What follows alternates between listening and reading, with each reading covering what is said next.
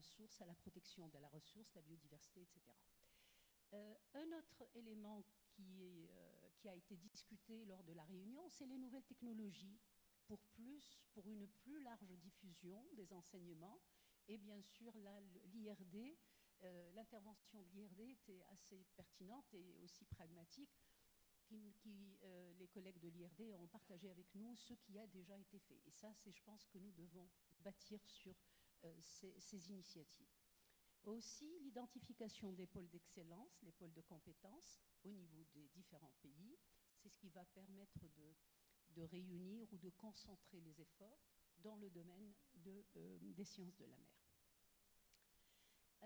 Alors, pour l'éducation aussi, commencer très très tôt, dès le jardin d'enfants, le rôle les écoles primaires, secondaires. Il ne faut pas attendre l'université pour parler de la mer, donc ça c'est très important.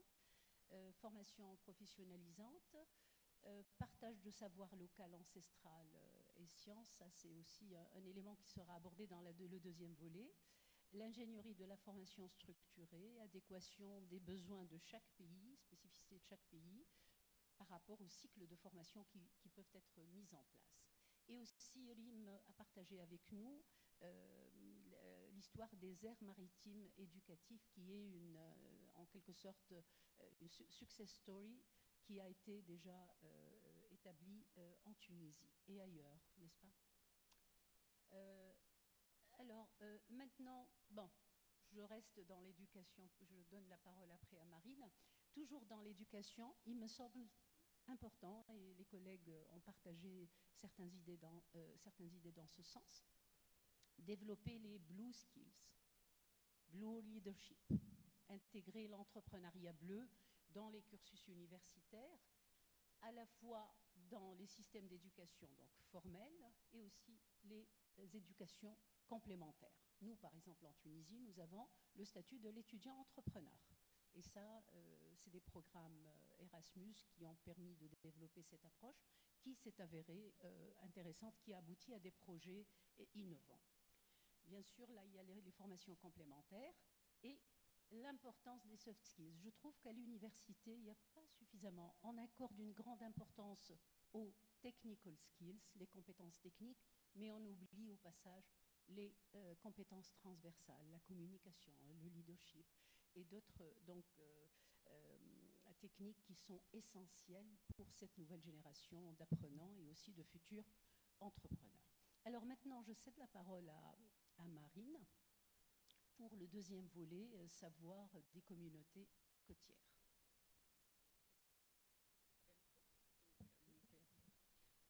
Merci Amel, bonjour à tous. Donc Amel vous a parlé des aspects éducatifs, où on a beaucoup insisté sur, on a eu beaucoup d'exemples de success stories sur des choses qui marchaient bien, comme le disait Amel, les aires marines éducatives, des programmes Aquaschool, des livres qui ont été financés par l'Union européenne, les écoles océaniques, et dont on pourrait vraiment s'inspirer. Donc on a ensuite abordé la question des savoirs locaux et en fait du fait que certes la science est une formidable source de savoir, mais les communautés locales, et notamment les pêcheurs, etc., ont aussi un savoir qui est ancestral et qu'il est vraiment important à la fois d'identifier, de répertorier et puis de partager. Donc on a insisté sur cette importance du partage des connaissances et par exemple il a été proposé de créer des modules dans les enseignements universitaires qui seraient consacrés à ces savoirs locaux, qui seraient donnés non pas par des enseignants universitaires, mais des personnes de ces communautés qui pourraient venir parler. Donc là, c'est vraiment co-construire des savoirs communs. On a également parlé alors, du lien avec les populations locales, mais aussi du lien avec les politiques. Comment faire en sorte que les messages de la science soient mieux intégrés, mieux écoutés par les politiques. Et il a été souligné que les très bons scientifiques ne sont pas forcément des très bons communicants.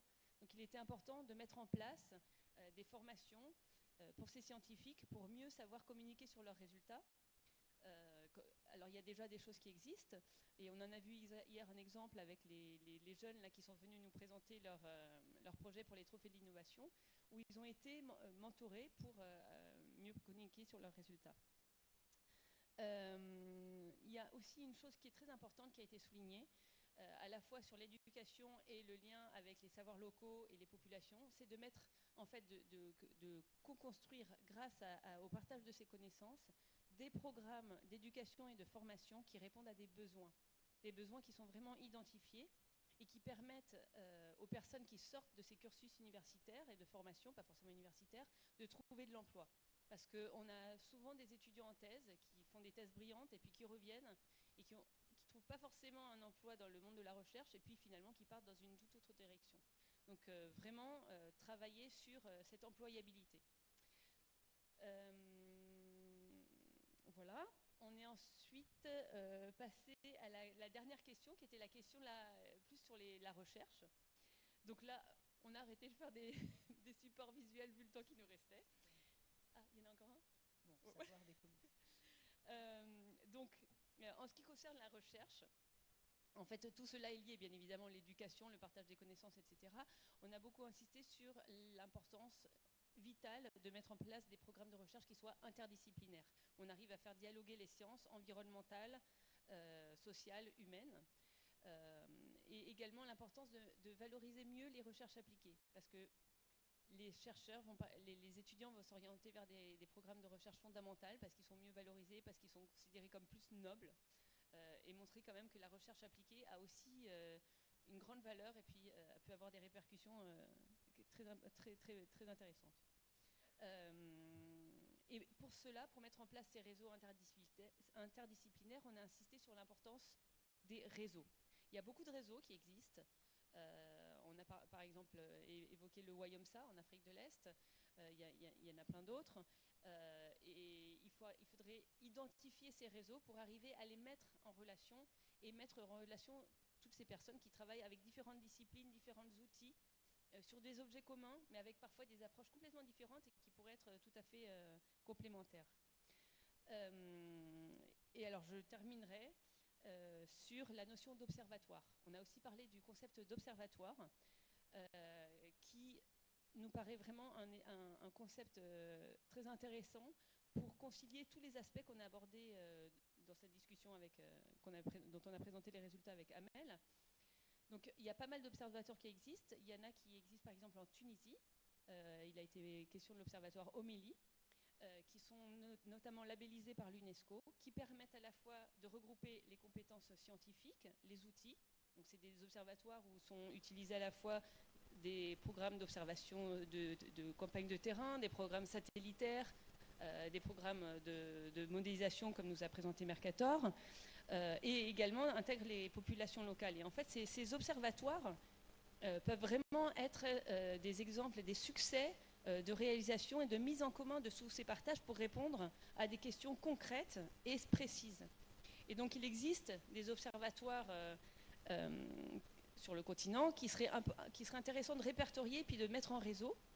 Et donc je terminerai là-dessus sur l'importance de cartographier ces observatoires et encore une fois ce mot cartographie qui est revenu à de nombreuses reprises, que ce soit cartographie des moyens humains, des programmes académiques, des compétences universitaires, scientifiques, des réseaux, pour pouvoir vraiment identifier les forces, les ressources, mais aussi les lacunes et construire des programmes qui répondent vraiment aux besoins de la société.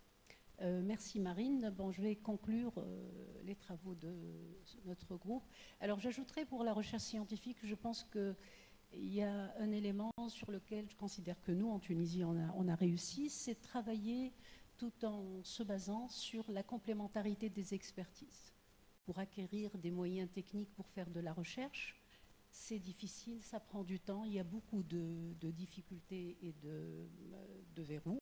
Donc la solution, c'est aussi se tourner vers le nord, vers l'est, vers l'ouest et aussi vers l'Afrique pour travailler en collaboration de manière à ce que nos compétences mettent en commun des compétences complémentaires afin de pouvoir faire avancer la recherche. Et bien évidemment, je considère que la recherche fondamentale pointue est très importante, mais la recherche appliquée aussi, un focus sur la recherche appliquée pourrait apporter donc des pistes intéressantes pour le développement donc de l'Afrique dans le domaine des sciences marines. Il y a aussi un autre point que je souhaite partager avec vous, c'est les programmes de surveillance à l'échelle nationale. Très très peu de pays ont un programme de surveillance. Pourtant, ce n'est pas toujours très compliqué. Donc je pense que s'il y a des expériences qui ont réussi dans certains pays africains, les autres pays pourraient s'en inspirer et mettre en place leur propre système de surveillance de la qualité de l'environnement qui est à la fois lié à la recherche et lié à l'éducation. Donc pour terminer, je tiens à remercier tous les membres du groupe qui ont apporté des éléments pertinents, très significatifs.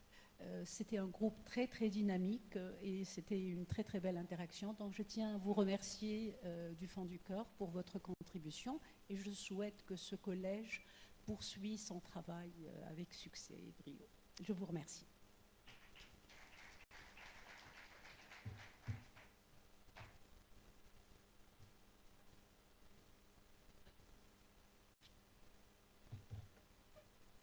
Est-ce qu'il y a des questions pour ce collège? Non, tout est lisse. tout est clair et lisse, on va dire. Voilà les deux. Tout est clair et lisse. Bon, ben écoutez, mesdames, merci. Vous avez fait fort, hein?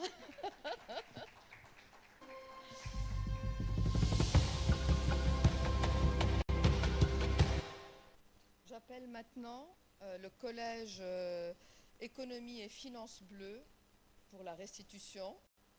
Donc j'appelle Claire Joly et Martin Dédé. Et je pense que Claire est partie, c'est ça? Claire, Martin, tu vas être seul à porter tout ce poids de la restitution.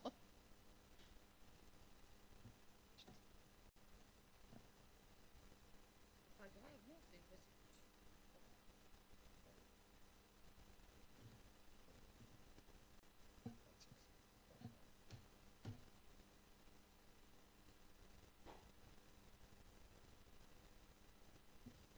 Voilà, bonjour à tous. Je vais prendre la parole pour ce collège, tout en précisant que c'est un travail que nous avons préparé avec Claire Joly, comme il a été dit tout à l'heure, mais c'est une équipe qui a été bien plus large parce qu'on a bénéficié des lumières d'Olivier Poivre-Davor et de Pascal Lamy qui étaient là. Donc, ils nous ont d'ailleurs ouvert les travaux par une allocution préliminaire pour planter un peu le décor, montrer la philosophie qui guide cette relation Europe-Afrique, donc nord-sud, de cette façon. Et ça a permis effectivement de nous montrer la voie à suivre. Donc après ces deux introductions, Claire Joly a fait une contextualisation de la problématique donc, de l'économie bleue et de la finance bleue. Et il a été convenu que nous travaillerons autour de 4 axes. Vous me permettrez, vous m'excuserez, je n'ai pas fait de PowerPoint, mais c'est facile à retenir les 4 axes de notre réflexion. Là, le premier axe, c'était de dire l'économie bleue, c'est de l'économie. L'économie bleue, c'est de l'économie. Ça, c'est le premier axe, l'axe économique.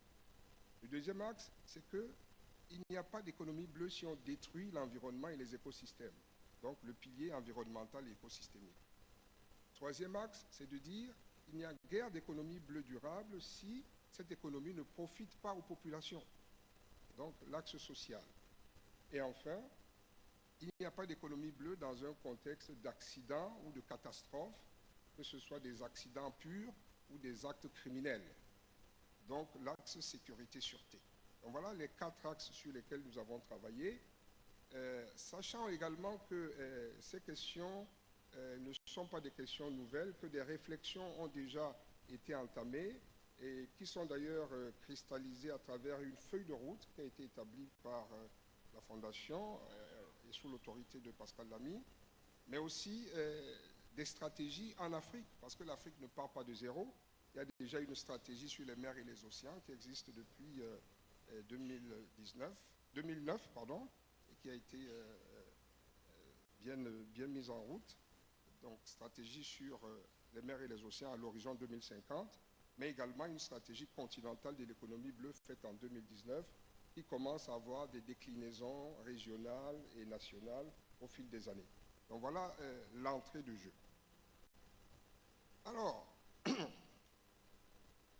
un intervenant marocain nous a dit, attention, si nous voulons parler de financement, il faut savoir que les financements sont toujours disponibles pour les activités économiques. Et que ce qui est important, c'est de bien montrer le terrain vers lequel ces financements doivent aller, car c'est avec les financements, avec un terrain bien déterminé, que les financiers vont trouver la voie qu'il faut.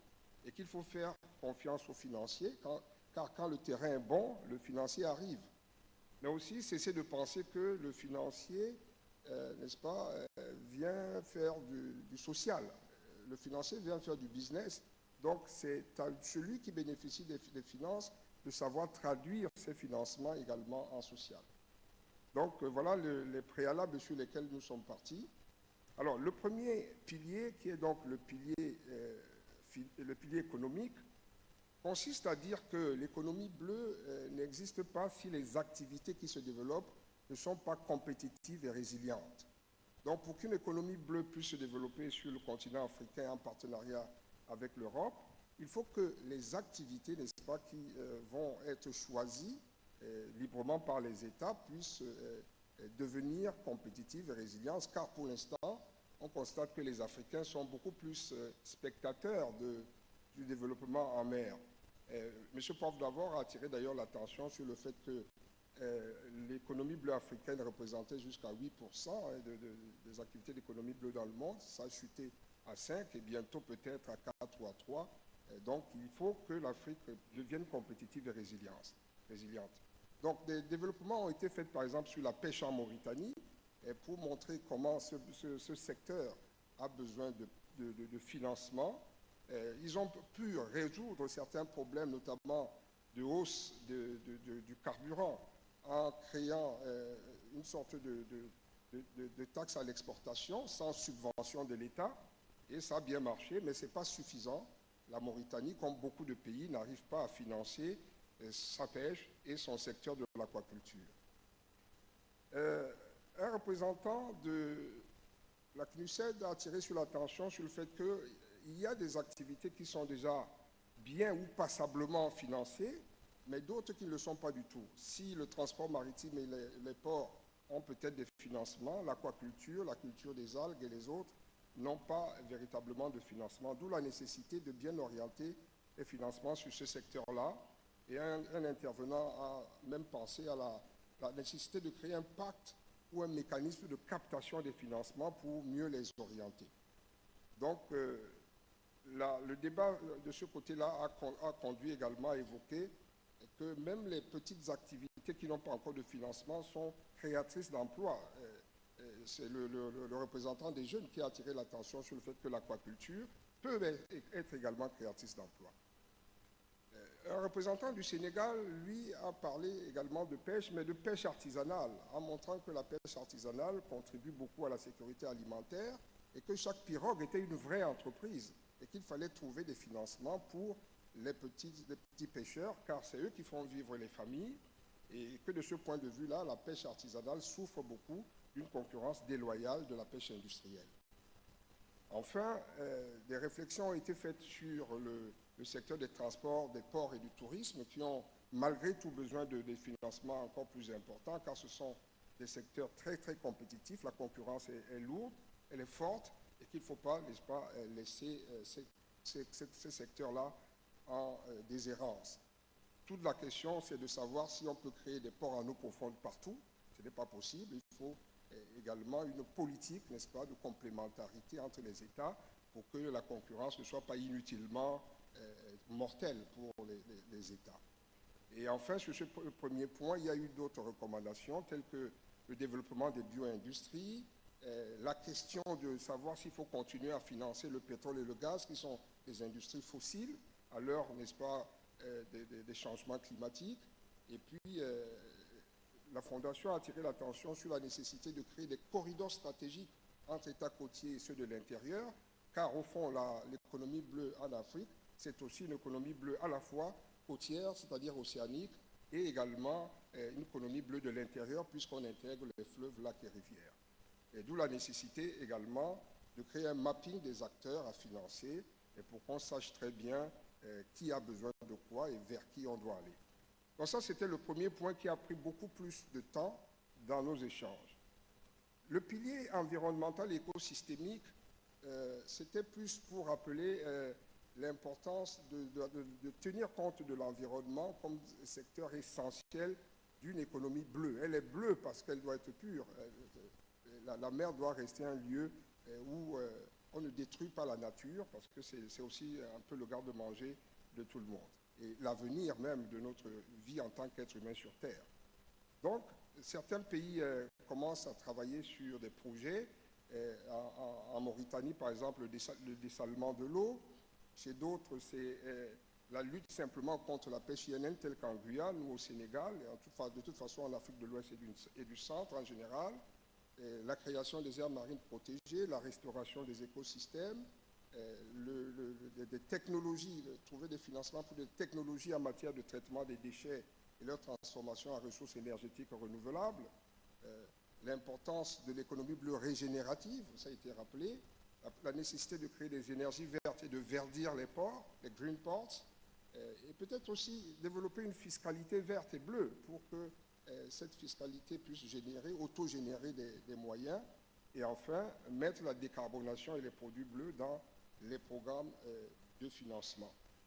Un intervenant a tiré l'attention ici sur la nécessité de combiner la politique environnementale des États avec celle des villes, citant le cas de Douala où la pollution charrie de nombreuses choses dans l'eau du fleuve et finalement aussi en mer. Donc le port et les États doivent être partie prenante dans cette lutte pour maintenir bleus, n'est-ce pas, nos océans. Un intervenant, c'est M. Poivre-d'Avor, qui a attiré l'attention sur le fait que les Africains ne doivent pas oublier les éoliens en mer, mais aussi plus largement la question des énergies renouvelables. Donc voilà ce deuxième point qui a été également important. Nous sommes passés très rapidement sur le troisième pilier, qui est le pilier social, parce qu'il faisait déjà l'objet d'une étude très attentive d'un autre collège.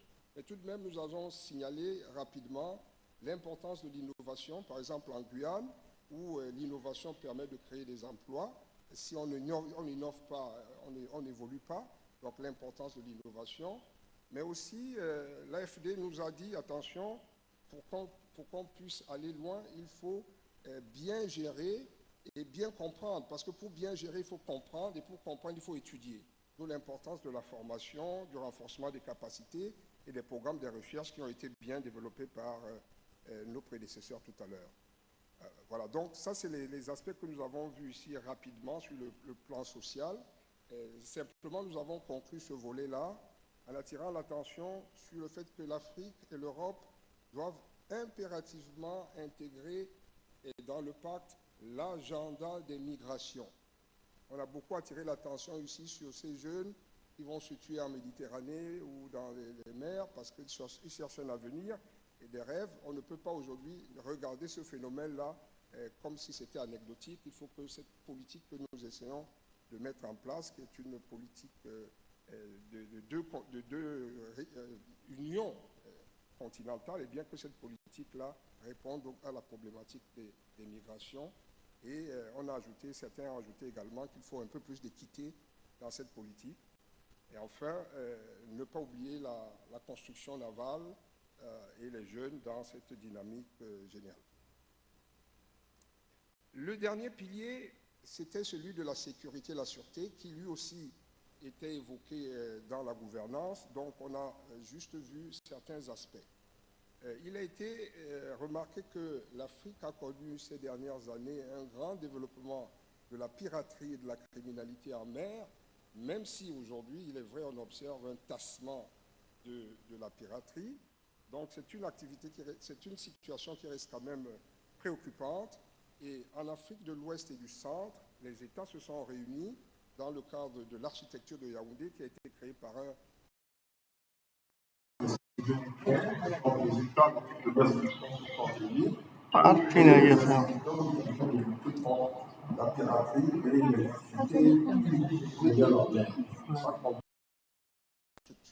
de coordination, le CIC, mais aussi dans les deux régions des organes de contrôle et de lutte, CRESMAC en Afrique centrale et CRESMAO en Afrique de l'Ouest. Mais aujourd'hui, si ces institutions montrent leur efficacité, il reste le problème de leur pérennité, donc à nouveau un problème de financement. Donc il faut que les financements soient trouvés pour pérenniser cette lutte, sinon le mal reviendra. Pour l'instant, on observe que c'est le Cameroun qui porte un peu sur ses épaules le fonctionnement du CIC. Donc ici, il faut réfléchir un peu sur les moyens de renforcer ce moyen de lutte efficacité. Et puis, de manière générale, il a été dit que de sécurité, enfin, s'il n'y a pas de sécurité, il n'y a pas de business. La sécurité est quelque chose de fondamental pour sécuriser en quelque sorte l'économie. Donc, cette question-là a été évoquée. On n'est peut-être pas allé dans tous les détails. On n'a pas évoqué, par exemple, toutes les activités criminelles dans leurs détails et les problématiques que ça pose. Mais personnellement, j'attire l'attention sur le fait qu'une seule catastrophe peut anéantir un pays. Prenez simplement, imaginez, en fermant les yeux, ce qui est arrivé au Liban. L'explosion du port de Beyrouth a anéanti en quelques minutes l'économie libanaise. Il a fallu repartir à zéro dans beaucoup de secteurs. Donc ça montre très bien que la sécurité et la sûreté, effectivement, sont des choses essentielles pour la durabilité de l'économie bleue. En conclusion,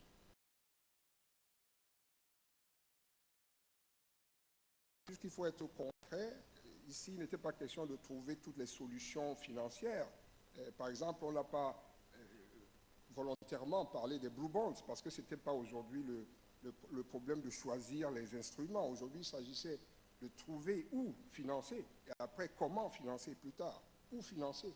Donc, la formule de M. Langlade qui nous disait qu'il faut bien identifier toutes les institutions de financement susceptibles d'intervenir dans les domaines que nous avons vus. Effectivement, il faut donc, pays par pays, région par région, et même au niveau continental, trouver les opérateurs qui interviennent, et puis on voit à l'échelle internationale ce qui peut être fait avec tous les produits nouveaux qui arriveront demain. Ensuite, pensez que nous devons travailler dans un partenariat gagnant-gagnant. Gagnant-gagnant.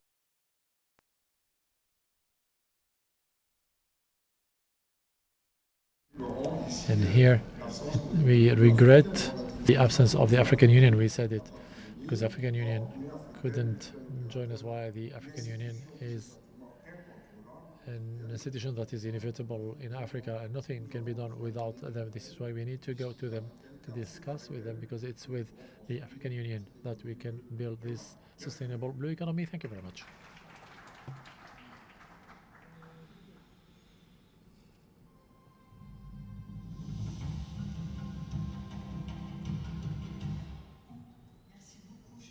Thank you very much, my dear Martin, for these conclusions on safety, economy, blue tax systems. Are there any questions for this college? No? Okay, well, thank you. Thank you for the report. Let's applaud them, please.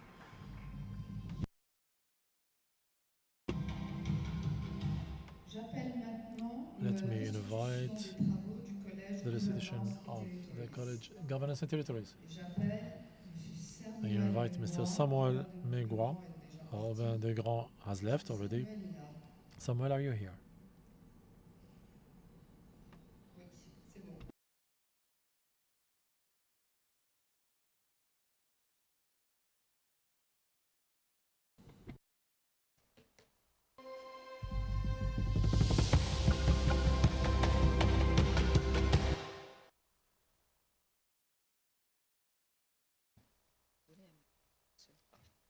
The floor is yours. Thank you very much.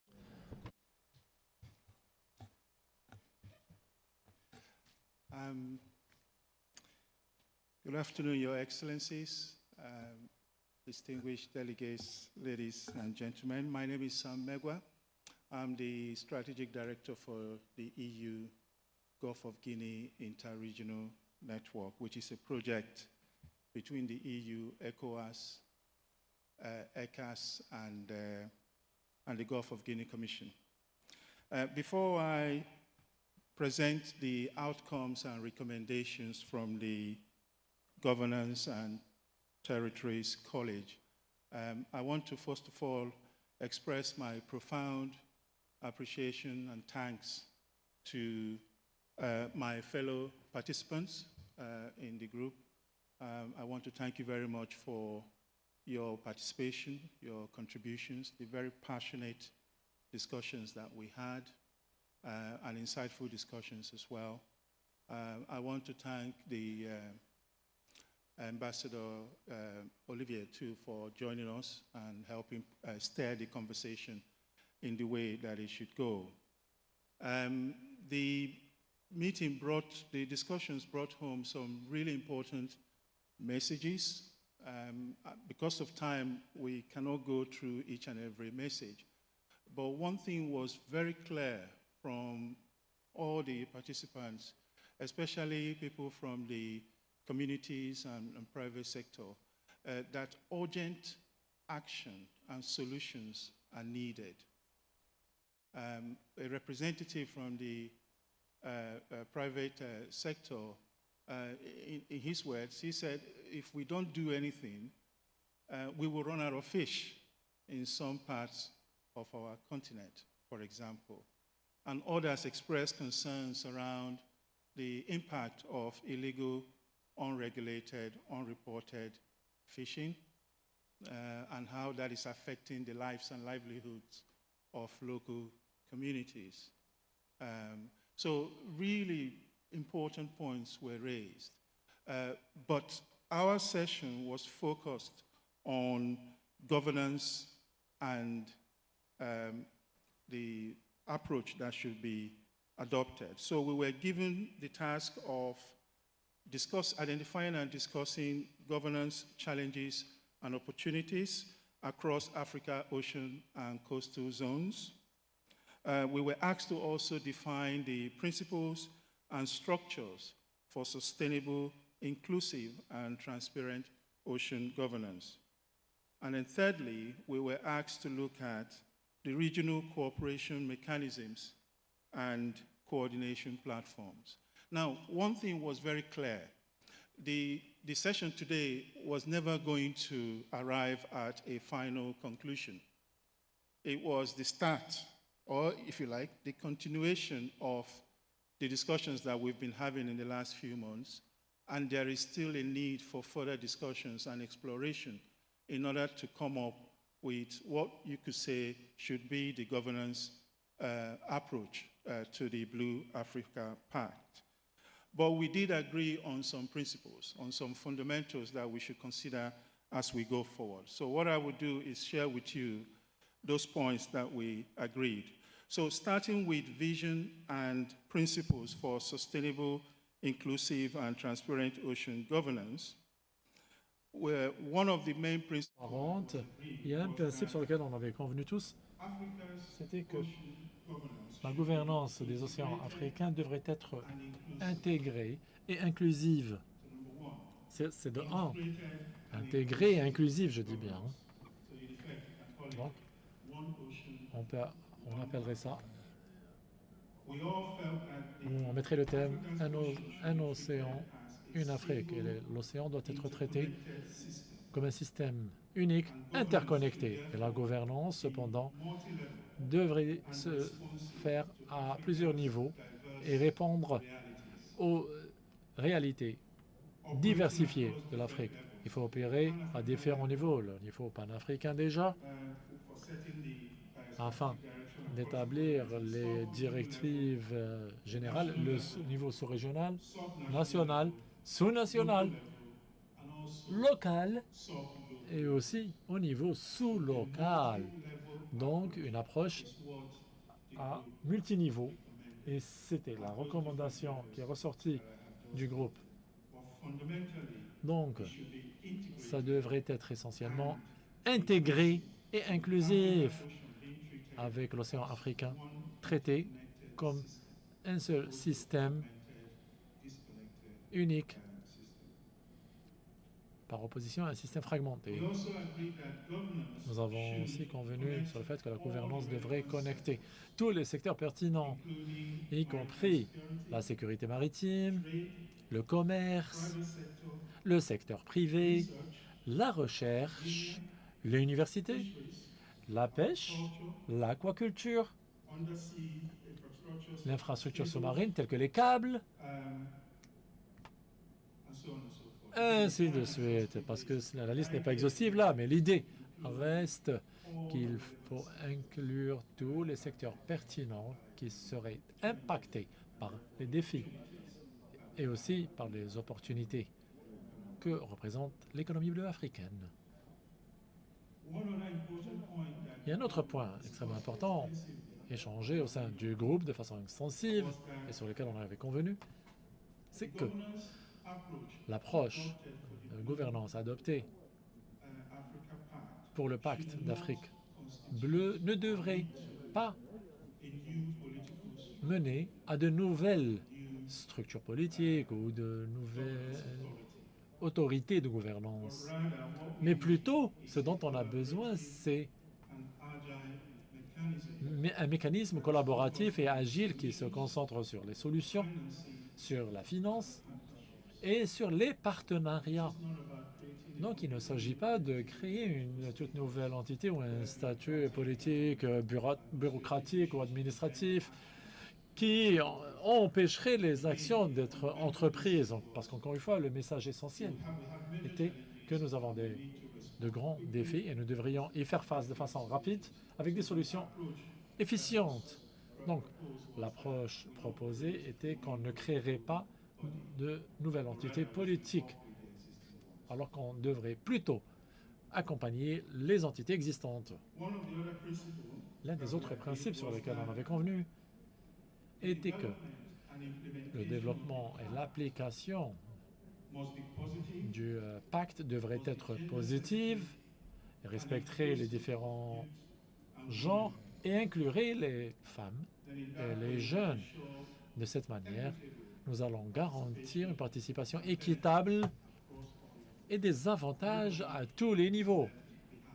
Personne ne doit être laissé pour compte. Ce sont là quelques principes sur lesquels nous avions convenu pour les étapes à venir. Quant à la coopération et au mécanisme de collaboration, la vision générale indiquait qu'on devrait apprendre des initiatives déjà existantes. Il y a eu plusieurs mentions, on avait d'ailleurs parlé de l'initiative WestMed qu'on devrait prendre en compte pour voir le type de plateforme qu'on pourrait adopter afin de garantir une bonne collaboration et coopération à tous les niveaux de cette initiative. Il a été aussi convenu que nous ne devrions pas, comme on dit en anglais, réinventer la roue.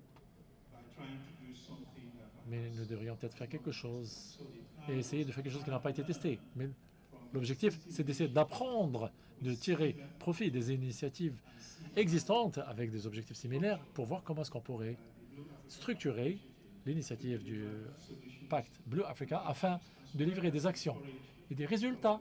Et on devrait bien sûr encourager davantage la collaboration et la coopération. Et là, l'une des choses les plus importantes, c'est l'aspect financement. Nous devrions avoir des arrangements qui encourageraient les partenariats de financement et la collaboration. On a donc convenu d'une action, celle d'aller explorer et d'élaborer une proposition sur les cadres de gouvernance à venir ou des plateformes de gouvernance que l'on pourrait adopter pour cette initiative à la prochaine réunion, qui devrait certainement être une réunion en ligne, si j'ai bien compris, où nous allons discuter davantage sur les meilleures façons de progresser. On avait également convenu au sein du groupe de la collaboration parmi les entités régionales, les villes côtières, le secteur privé et les institutions de recherche serait un aspect que nous devrions booster. Quel que soit le cadre que nous élaborons, devrait nous permettre de collaborer davantage avec ces entités. Encore une fois, le message principal ici étant le cadre de gouvernance, l'approche de gouvernance que nous allons adopter devrait être intégrée et inclusive. Personne ne devrait être laissé pour compte. L'objectif ici n'étant pas de créer de nouvelles entités politiques qui va concurrencer avec l'Union européenne et autres institutions, mais plutôt de mettre en place une structure qui faciliterait la coopération et les partenariats et l'apprentissage. L'apprentissage, il faut apprendre déjà des autres initiatives déjà existantes. Encore une fois, et tout aussi important, on aimerait une solution, on aimerait un cadre qui mènerait à des solutions pratiques qui se concentrent sur les objectifs et soutenus par des partenariats techniques et financiers. C'est le feedback que j'avais à présenter. J'espère que les membres du groupe, j'espère que j'ai honoré vos points soulevés. Et ça a été un plaisir de travailler avec vous. Avant de finir, j'aimerais remercier mon co-modérateur, le directeur du Camp Bleu, Robin, qui a dû partir parce qu'il avait un vol à prendre. Mais il a bien contribué aux discussions. Et il vous salue tous. Merci à vous. Thank you very much, Samuel. Merci beaucoup pour cette belle restitution. Nous espérons que réellement ces collèges que nous avons mis en place vont donner du concret bientôt et nous allons nous y atteler à la tâche tout de suite après en organisant des sessions. On ne va pas s'arrêter là, on fera des sessions en mode hybride et à la fin de cette And after this afternoon, we will establish meeting times for each college. Now I'm calling on the last college, the Civil Society College for the Youth, Madam Asma Ben Sliman, who moderated this college. I'm giving her the floor. Thank you, Kim.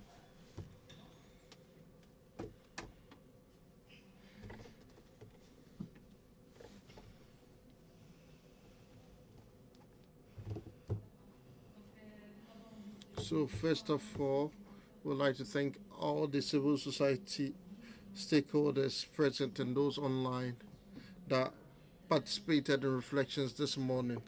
Just as a reminder, the Blue Africa Pact is a historical turning point for the continent. We have governments, private sector, civil societies, and also regional institutions are actually prioritizing the oceans, seas, and the coastal belt. So we have sustainability, equity with regards to the blue economy. So the pact is an Africa that is actually resilient, that is socially inclusive. And we have the International Convention and the continental priorities in the Agenda 2063. The African Charter for the Oceans and Seas.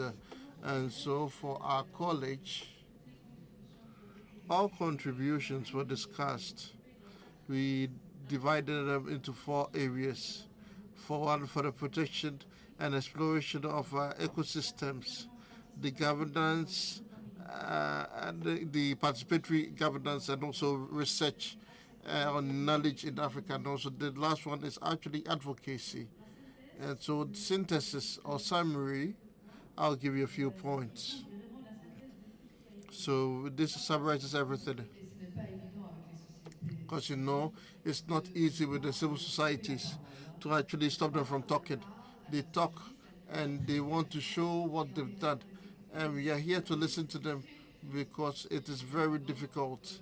So we had a bit of difficulties, but what we came out with was not easy. So we had a summary. So the creation of a hub that will actually bring together the different networks of stakeholders those that work for innovation, training, and also advocacy. And also we have the civil society was required to develop state-of-the-art expertise in blue economy. So each stakeholder in civil society is in a particular domain, and they should actually demonstrate this skill set from this domain. And also we have to gain more ground with regards to local authorities, because by working on the field, some stakeholders from the civil society realized that sometimes they were attacked by the those that were actually fighting for other topics. We realized they were actually attacked on the field, so they charged that they need to have a certain level of authority before getting to the terrain. And also the other aspect is actually have communication, but allows us to be in constant proximity with the populations with 3 points. First of all, capitalizing on impactful storytelling to actually be able to federate and also share the success stories to include and inspire all the components of civil society, including women, youth, and the local communities, and also sharing. The third point is sharing best practices in order to help to actually multiply such actions. So the next point is going to be announced by RIM. So here we have the sharing of a platform. We would like, through our Sustainable Blue Africa Pact for Civil Society, for us is to actually bring together and strengthen this network and actually bring together digitally on a platform that will exist, that will actually strengthen the hub, that we can actually draw inspiration from what was done in the Mediterranean region, from the Blue Ocean Med that actually built this hub across all the Mediterranean countries to actually share expertise, success stories, status, and also the components of each stakeholder, and also to talk about the interconnectivity, including those that are actually enrolled on this platform. And this platform exists everywhere, but the fact that we are able to bring them together under one roof is actually leads to significant impact. And also we have to organize a forum dedicated to civil societies and also in Africa, and also give them and make their voice a lot more audible. And we should push them to be able to try to demonstrate closer to the communities where they are going to actually have the authorities and ensure that the advocacy is successful. So this is for our college, and I thank you very much, Asma. Thank you to all those that contributed, even those online and those that were here present with us. Now, the next step for us is still quite long, so thank you very much. We are going to continue with the panel. Façade atlantique, et là j'appelle. Let's talk about the Atlantic facade, and I will call on Olivier Pavdavor, ambassador about the marine challenges, special envoy of the French president. Jingle music.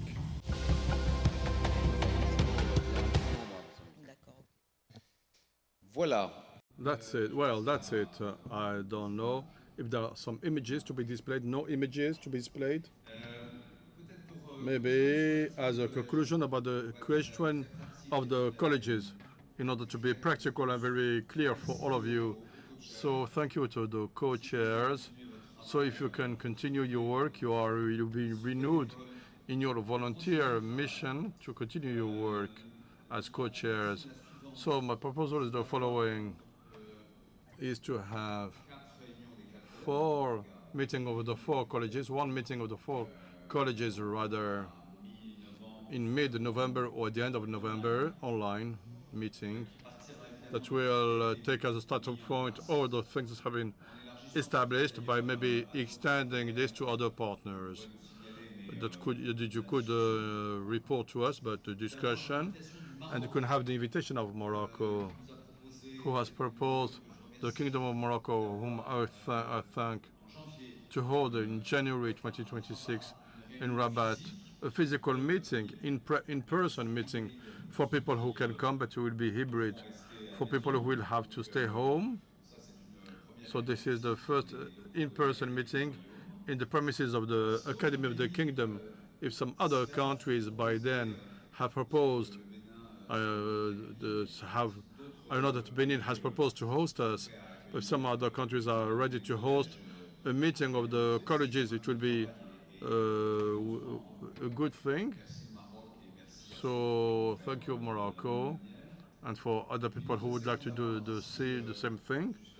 And by the end of June 2026, we'll try to hold as many meetings in order to move forward in terms of deliverables of this pact, under this pact, and the drafting will have to take place in summer, during summer 2026, in order to be read and shared so that we can present it during the fourth Africa Summit. So the pact will be ready, will be delivered on time, hopefully with great ambitions. So before starting a video, I will call on the technical staff to launch the video, please.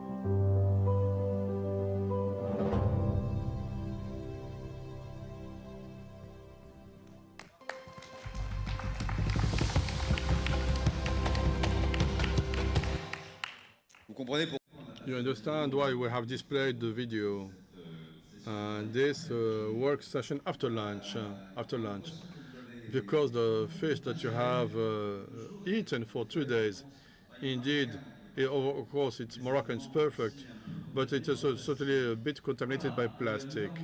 So we shall talk now about what, by the way? We shall talk about the important, about the Atlantic Seaboard or Facade and the private-public alliance. I'm a bit discovering the work on those subjects with the remarkable people, necessarily, because they will join us on the stage. I will ask Yassine El Aroussi, the head of cooperation at the Strategy and Cooperation Division, and at the Moroccan Ministry of Marine Fisheries.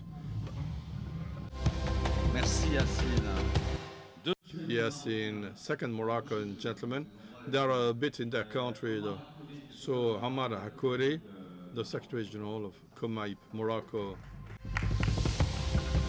Mais ce panel, il n'y a que des hommes. Hein? And in this panel, there are only men. Sorry for women. I have tried to have as many women, but I think we are more numerous than men. But this panel is made up only of men, but it will be okay, says Olivier. And Mauritanians are also very represented by Hamadi Baba Hamadi, President of the Moroccan Federation of Fisheries, who represents Mauritania.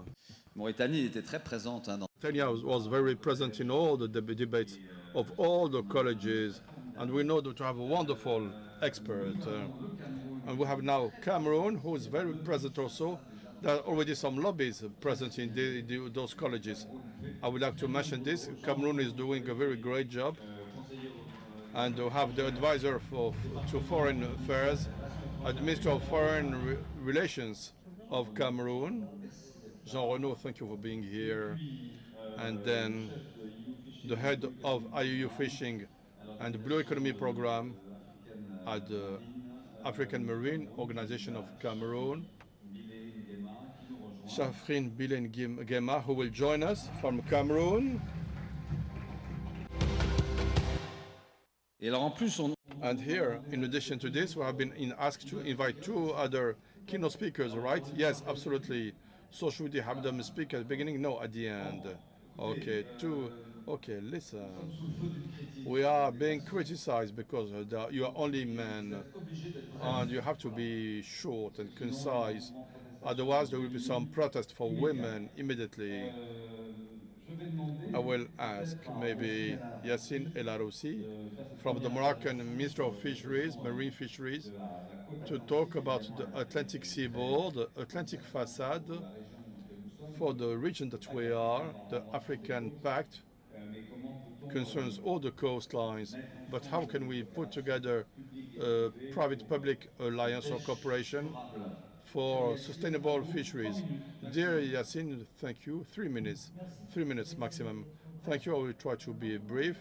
Very quickly, I will tell you quickly about the history of the fisheries sector it has experienced a great momentum in the 80s and 1990s. It was not necessarily a public and private partnership. The government started to do its classical role, managing, regulating, putting some incentives, and the private sector got involved to have some economic profitability and do some social development. It is a spontaneous alliance that was not supervised, really supervised, but this alliance started to lose ground because the profitability, economic profitability was starting to diminish. So we thought of some alliance between the private sector and the government. How was it formulated? Because when I talk about the private sector, I'm talking about the simple fishermen who invest in a small canoe. Yes, small-scale fisheries, yes. But you also have some big groups, I suppose. Yes, exactly, yes. Are there some foreign actors also in this discussion? No, I'm just talking about the national stakeholders, strictly national stakeholders. So within this relationship between the public and private sector, it is when the private sector started being aware of the fact that the sustainability of the resources is equivalent to the sustainability of his environment, of their economic profitability. So each one in their corner, the public and private sector, but there is some awareness raising, and investors, both the simple fishermen and the big ship owners, understood that they have to get more involved with some awareness raising activities and more contact with the government. But here also this is the pact or the alliance, which is a current relationship that is established.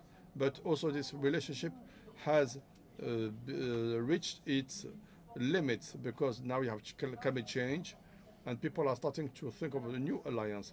And this new alliance is new for our region, but in other countries, in New Zealand, Australia, Canada, this alliance is already there. This alliance where the private sector gets involved more strongly in the management. So the private sector is involved in scientific research, in data gathering, and even in the distribution of quotas and distribution between ship owners, which relieves or reduces the burden for the government.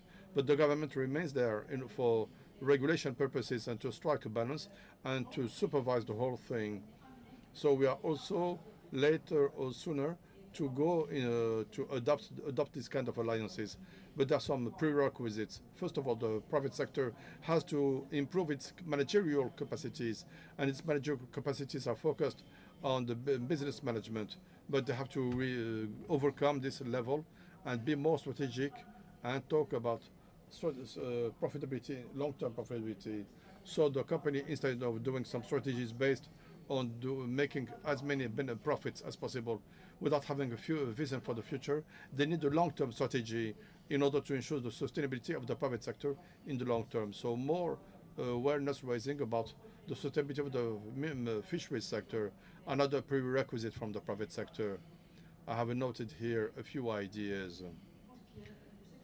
The private sector has to open up to the best international practices. The private sector has to open up to international conferences, to the work of the organizations. All the international organizations, regional organizations, do offer some possibilities to civil society, while the private sector could join those activities as observers in those activities. They have to understand what's going on. They have to establish some alliances, partnerships, twinning agreements in order to acquire some tools in order to join this sustainability project in the long term. And I think I have a small idea. We should have some incentives now from the government that will support the best practices, responsible practices. So far, our governments give some subsidies and assistance and tax incentives, but they rely more on exploitation.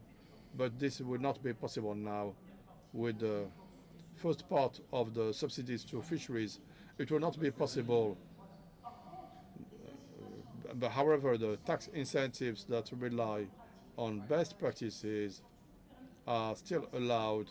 So it is still possible to, the government can still give some tax incentives and even grant to responsible practices rather than to people who have some banned practices a few years down the road.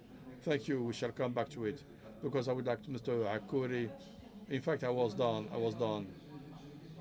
I have some questions to ask you. Omar Akouri, you have the floor. You have a microphone. This public-private cooperation in Morocco, indeed, given the fact that our administration has taken the floor to set the scene, I am obliged to talk about our side. COMAIP stands for C-O-M-A-I-P. C-O-M-A-I-P stands for, what does it stand? Moroccan Confederation of Industrial and Fisheries and Ship Owners. It is a formula. It is a type of action that is really recent. We have been present for about 15 years. We were established during the Haliotis plan of Morocco that has set the national strategy for fisheries. So we are a bit new without being newcomers as practitioners because we were already in the fisheries sector, but we have tried to adapt to this Haliotis plan. Now today the declaration of our friend representing the Ministry of Fisheries sets the big lines, and today I can say it without being wrong that we have already overcome that framework. And proof of it is that we are organized. It's not the case of all the stakeholders. We have tried indeed, and we have managed to adapt to the development. Even more than that, we are already implementing the recommendations that will make it possible for us to face the crisis that I mentioned earlier. And the fact is that we are sitting next to my brother from Mauritania, with whom we are establishing a common plan that will meet all the requirements that our administration talks about. It means consultation, preservation of the fish resources. We have managed to do something that is quite novel in Morocco. We have established a common front to face the problems that are posed today because we are in a situation that is very critical and where we ask everybody to help us face this crisis. Indeed, says Olivier, I was struck in the college that I was participating. Your alert, your wake-up call, the fisheries in Morocco, and Yassine can also bring some figures. Fisheries in Morocco represents something significant in the GDP, or how many fishermen are concerned? Can you give us some figures, some metrics? I don't have the metrics, says Yassine, but I can confirm that it is significant. I can give you some figures that correspond to a situation currently. You have to rely on the fact that our zone in the south where we operate now represents about 60% of the Moroccan production. And from the job creation and investment standpoint, it is one of the most important zones. This is where we have where we are sensitive. If we save the south, the rest will follow suit. The rest has already survived bad management that turned out to, and now we don't have fish in the north of Morocco. All the fish that we have is in the south, and we should not repeat the same foolish things, the same mistakes. And today we are called upon, both for us as ship owners and the administration that tries to follow suit. We have to stop, first of all, this degradation. We hope to be heard, and that we represent another form of stakeholders, and we must absolutely have understood that it is very important, first of all, to fight IUU fisheries, which is causing havoc in your zone, in your exclusive economic zone. This IUU fishing, no, everywhere on the Moroccan coastlines, in your own zones, in the own EEZ, there's some illegal, unreported fishing. So that's why, with the initiative that we took with our Mauritanian brothers, that we demonstrate to our administrations, we have demonstrated that we're here, so that together we can try to face up to rise up to this challenge, to fight IUU fishing. So who are the guilty guys? Who's fishing illegally in your waters? Are they fishermen from Morocco, foreigners? First of all, have the responsibility of the Moroccan fishermen, even the ones who are fishing illegally. It doesn't mean that everybody complies with the law. It takes place everywhere, but we are shouldering our responsibilities so that we can put some order in the sector. But you also have the illegal actors who have no authorizations, no agreements, no approvals to intervene. And they do intervene. As I told you, on the 3,000 kilometers, it's very difficult to do monitoring. So we're asking our authorities to strengthen the means of control. And do you have the means today within the government to monitor your EEZ? Absolutely. We have started. Do you have fleets? Do you have drones? Well, I don't want to be as pessimistic as my colleague, Mr. Omar. It is true we have coastlines on the Atlantic of about 3,000 kilometers, but you have some means of control that are efficient. We have a VMS system that we have established for a long time. So theoretically, all the ships that are fishing in the Moroccan waters are being monitored, both national and foreign ships. Are there some Europeans who come? No, for the time being, no Europeans. Chinese? No, no Chinese. So all the foreigners who operate in Moroccan waters are foreigners who operate legally legally, yes, absolutely. So it is well when those frameworks do exist. But if Omar is Mr. Pessimistic because it is his livelihood, you are a civil servant, you don't have a problem. But who practices IUU fishing? It's not only Moroccans, you have some foreign visitors, I suppose. Yes, of course, there are some foreign visitors under some agreements. But I tell you, any actor is tempted to do some illegal fishing when he's not monitored. So you have to call a spade a spade. You will have to do some monitoring. Thank you, says Mrs. Benzina, who is a fisheries expert. Monitoring, yes. Surveillance, yes. So you spoke about your brother, Hamadi. Again, Hamadi. What is your agreement? Did you agree with the Moroccans? In fact, I have prepared for you a whole speech. But women are not going to agree, says Olivier. Wonderful, but I will share our. What is your relationship, Hamadi, with Morocco about the issue of fisheries?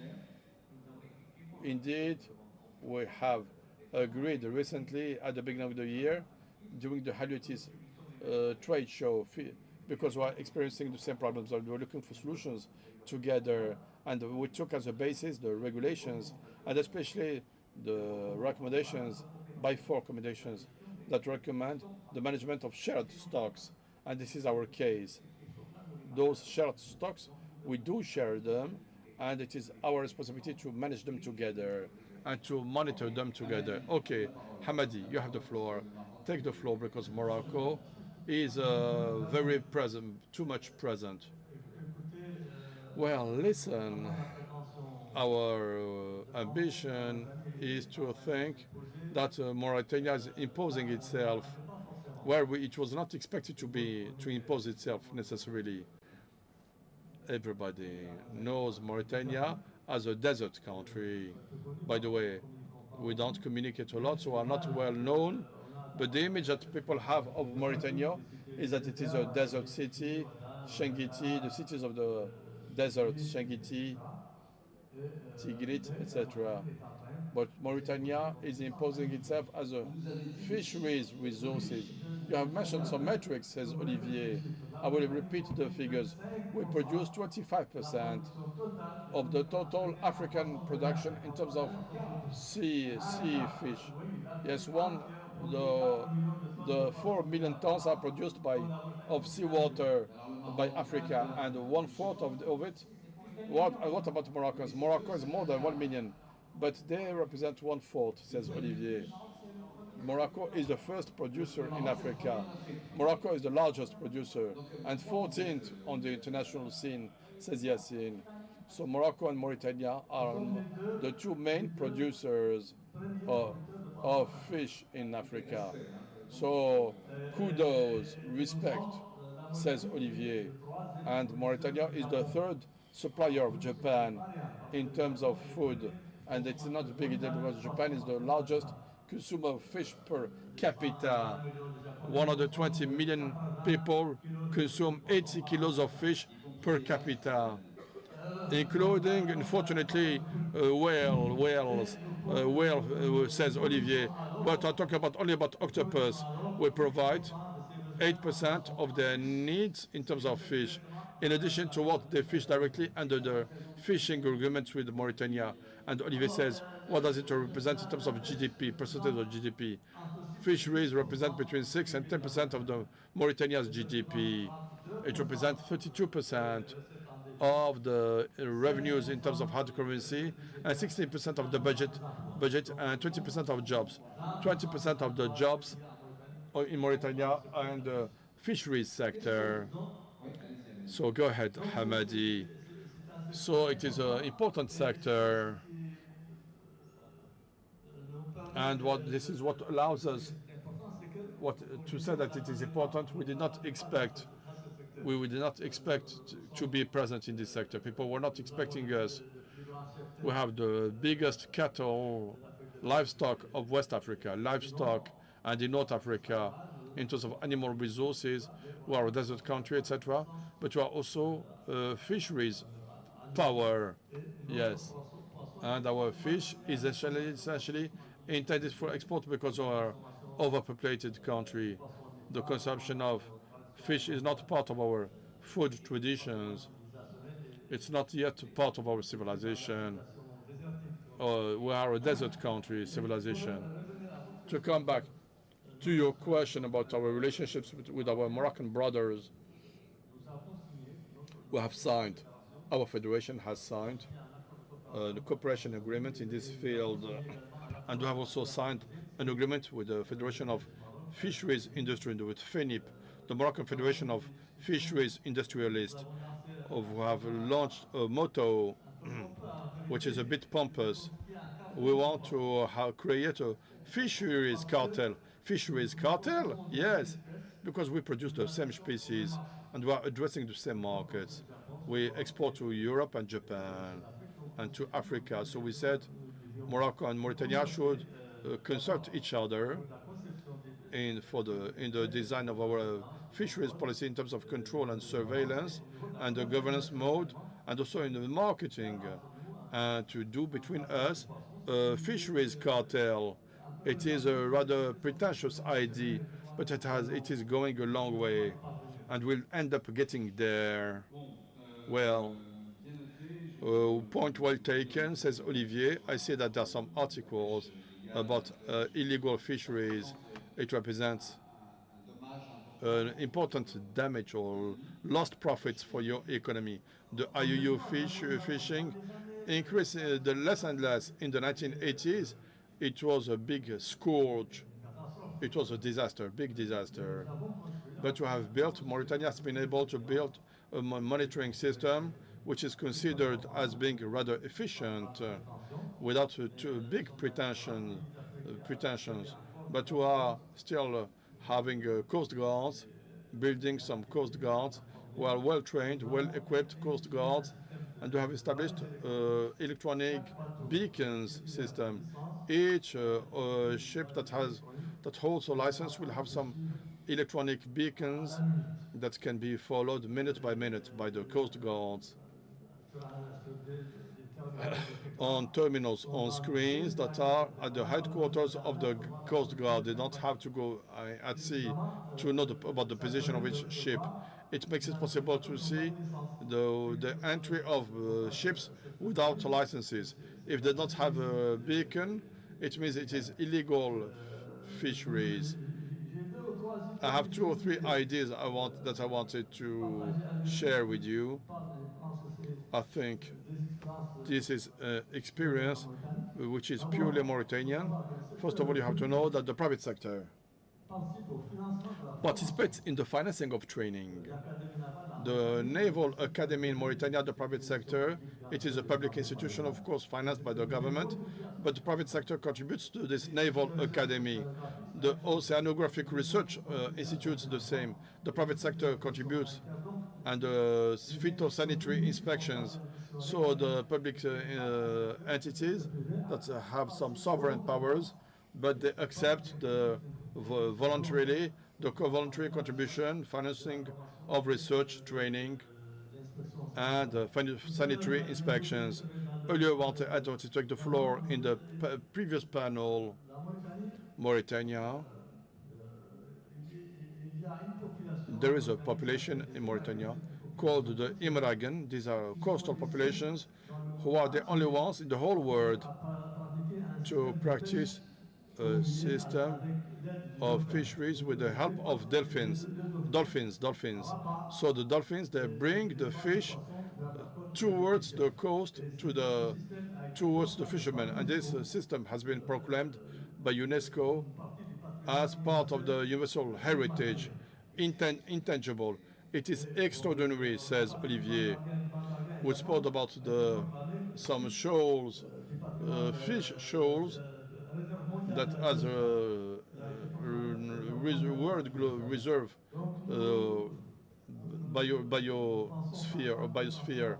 So without pretension, we think that we have some potential that makes it possible for us to stand out and to position ourselves within the marine world and the maritime economy. Thank you. Thank you. We shall listen to our friends from Cameroon. You can speak in English if you prefer. Fisheries. Jean Renaud parle français aussi. Très bien. But Renaud also speaks French. So what are the main challenges in Cameroon? What does fisheries represent in Cameroon? Is it important in the economy in terms of jobs? And what are the challenges that you are facing? And what can the pact recommend under its recommendations? Thank you very much for giving me the floor. My name is Jean Renaud Bikwe, Cameroon, Minister of Foreign Relations. Indeed, I would bring the red card and say I'm not Minister of Fisheries, and they will tell me not an excuse. So you have to say something about fisheries, although you don't belong to the Ministry of Fisheries. So if I had to be a bit more serious, what I could tell you is that, well, unfortunately, fisheries in Cameroon is one of the big major projects in the country, because, you know, although Cameroonese people consume lots of fish, but the fact is that most of the fish which is consumed in Cameroon comes from, it means that it comes from abroad. It means that Cameroon imports more than 80% of the fish it consumes. So unfortunately, it is still with our still nascent industry. If we have to remain in the theme that is proposed to us concerning the private sector, what can the private sector bring to the industry? Concerning the question. Yes, okay. I was a bit lost in my papers because I was writing. So I have identified 4 big sectors in which the private sector can contribute to. So the first sector, the first challenge in which the private sector can bring something to Cameroon is the question of maritime security, because in Cameroon, like in many other African countries, you have the question of illegal fisheries. So Cameroon very soon has been facing the question of illegal fisheries in the 1980s, and we have tried to bring some national answers or responses, but it's not only a Cameroonese problem, so we have to develop some cooperation avenues. So this is why I would like to show some innovation. So we realize very well today that it was well seen in the countries of the Gulf of Aden, that the private sectors, we don't like to talk a lot about it, but it's a global trend now. There is now a private industry of maritime security. And despite all the systems, despite all the means that our governments put in place, there are today some challenges that the governments and their partners have to bring solutions to. So the first element where the private sector can bring something is the question of privatization of maritime security. We have to capitalize on the knowledge of the private sectors in order to better secure the maritime space and to secure the sector of fisheries at sea. The second sector where the private sector is invited to contribute, obviously, is the sector of financing of the fisheries industry. So in Cameroon, for example, there is a partner, it's the African Development Bank, AFDB, in its different projects.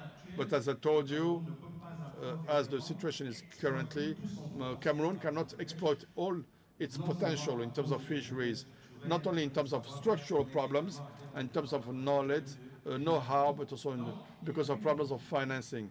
So there's an opportunity, and we have to see how we can establish some private-public partnerships so that the public sector can also get more involved in the question of financing of the question of fisheries in Cameroon.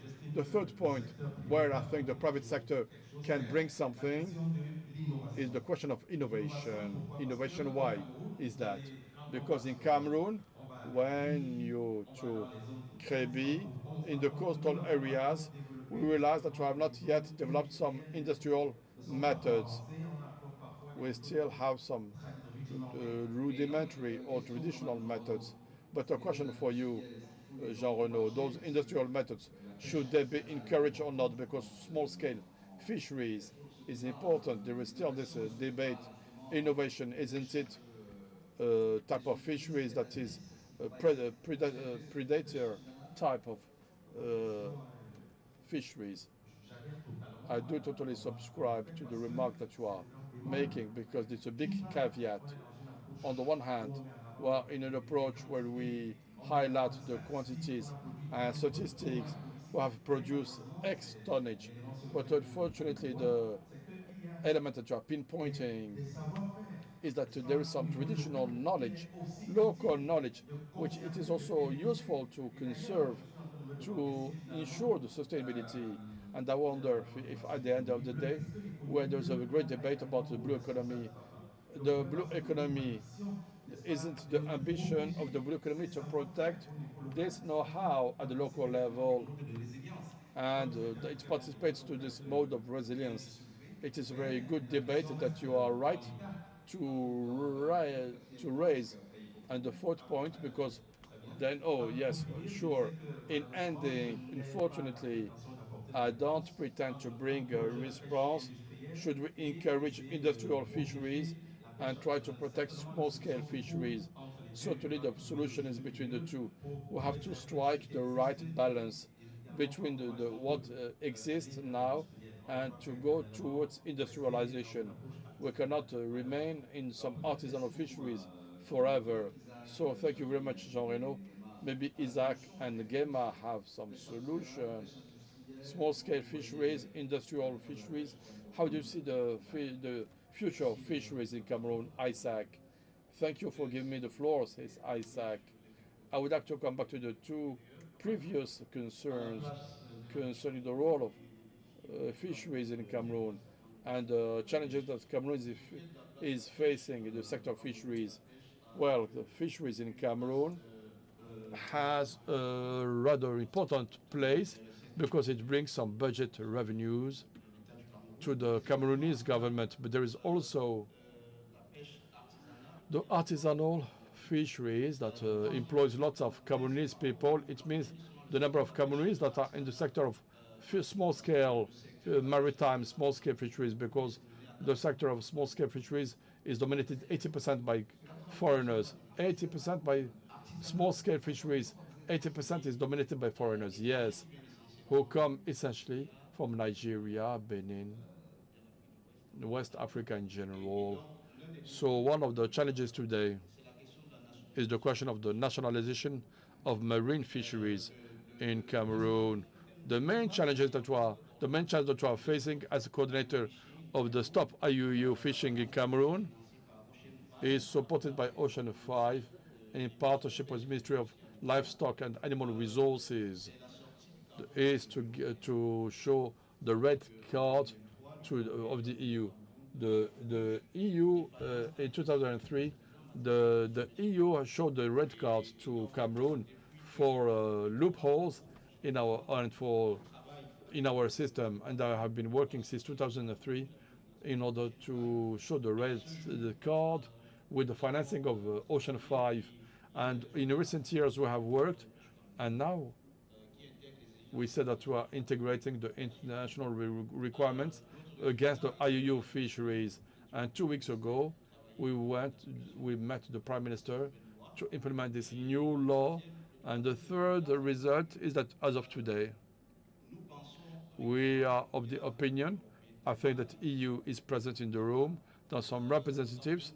Cameroon, the Cameroonese government has made enough efforts since 2003 with the public actors that we are, and this is why I just would like to say that concerning this new partnership, which alliance between public and private actors today, the usefulness of the public-private cooperation in Cameroon in particular in terms of fight against IUU fishing, it has been proven.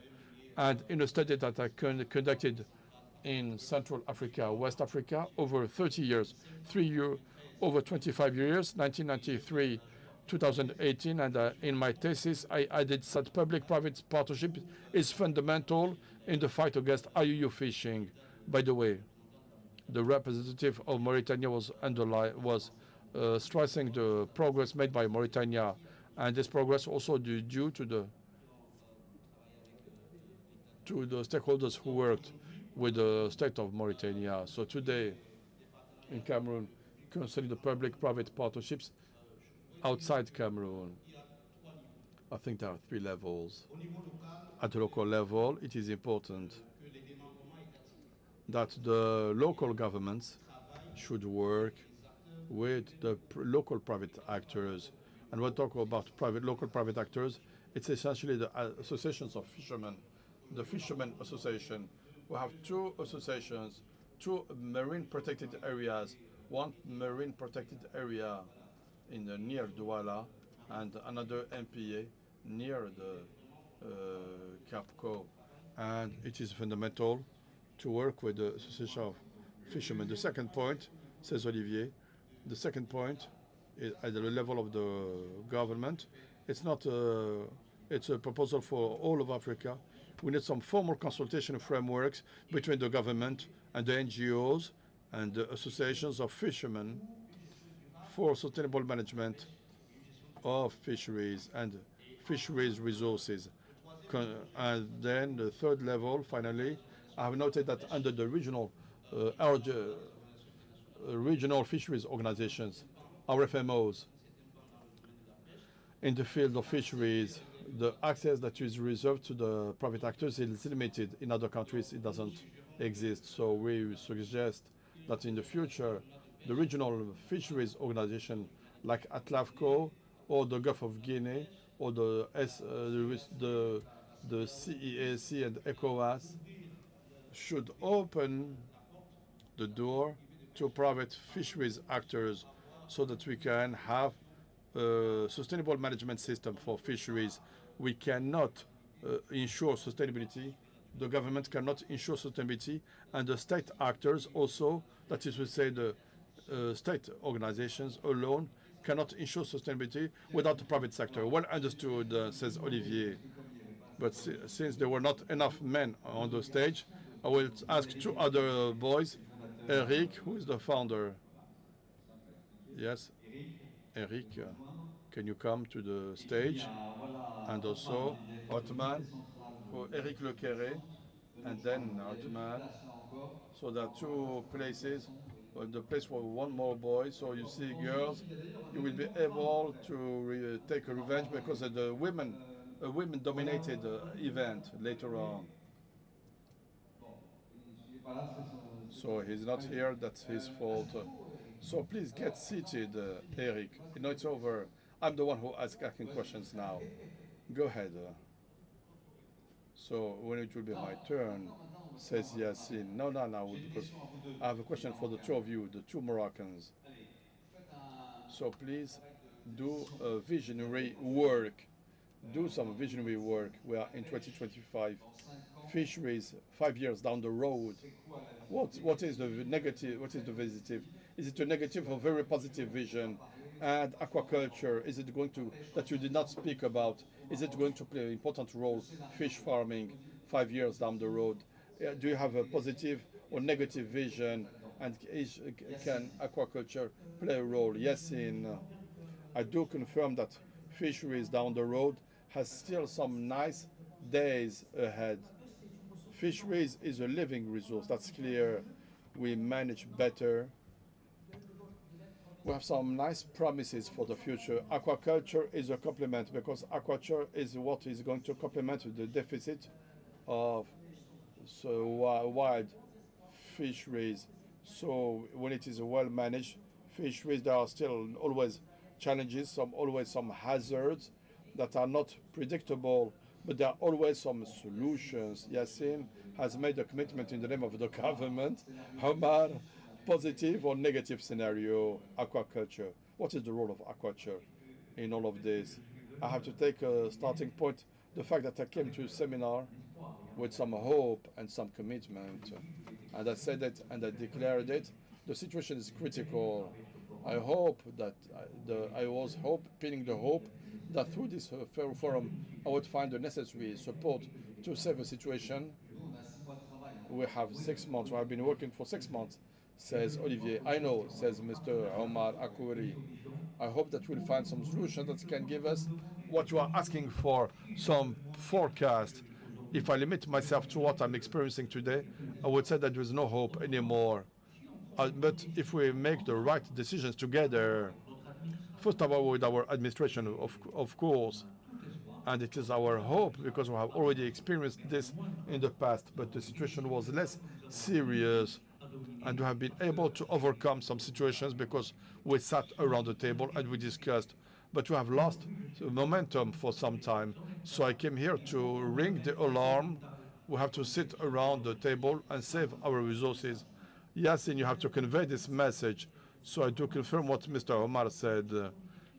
Fisheries went through some crises in the past, occasional crises in the past. But you are like me, quiet. I do perfectly understand his frustration. He's worried, but we have overcome other crises, but we have been able to find a way out. He's part of the industry, that's quite normal. He's worried, but I can make him feel comfortable because he doesn't need to be hugged. He doesn't need hugs. He needs a real support between scientific research and the administration. There must be some comfort. So let's meet 6 months from now and you will take the test. So are you positive? Are you negative? Dear Omar, what are the solutions? So what about the positive version?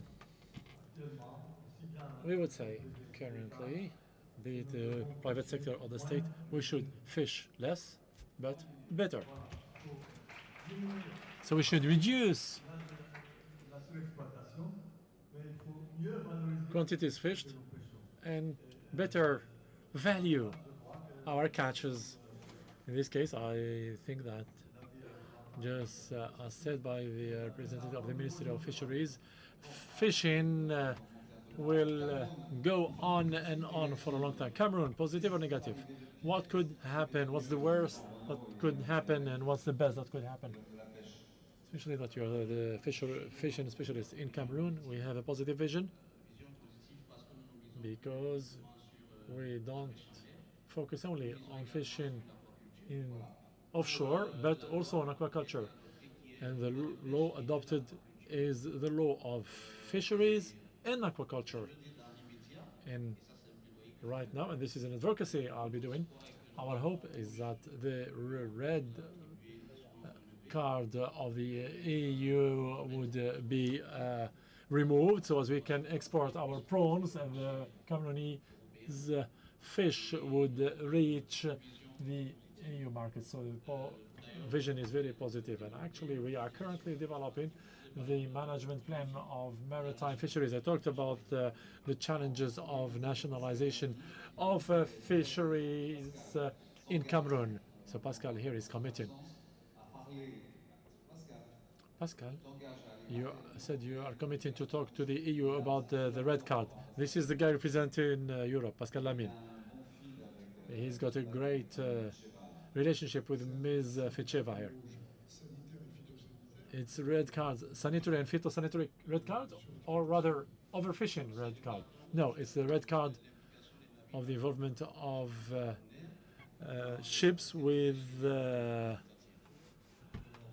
Camerooni flags in fishing in third parties' lands. So what is the explanation of Cameroon? The main explanation of Cameroon is that there was a failure in the control of ships with Cameroonese flag, and since then we worked within Cameroon to solve the problem and to remedy to it. And as I said earlier, there is even a law adopted by the Parliament and promulgated by the President of the Republic. And at the second level, we also have established a working group within the Ministry of Interior and Interministerial Committee regarding the issue of Cameroonese flags.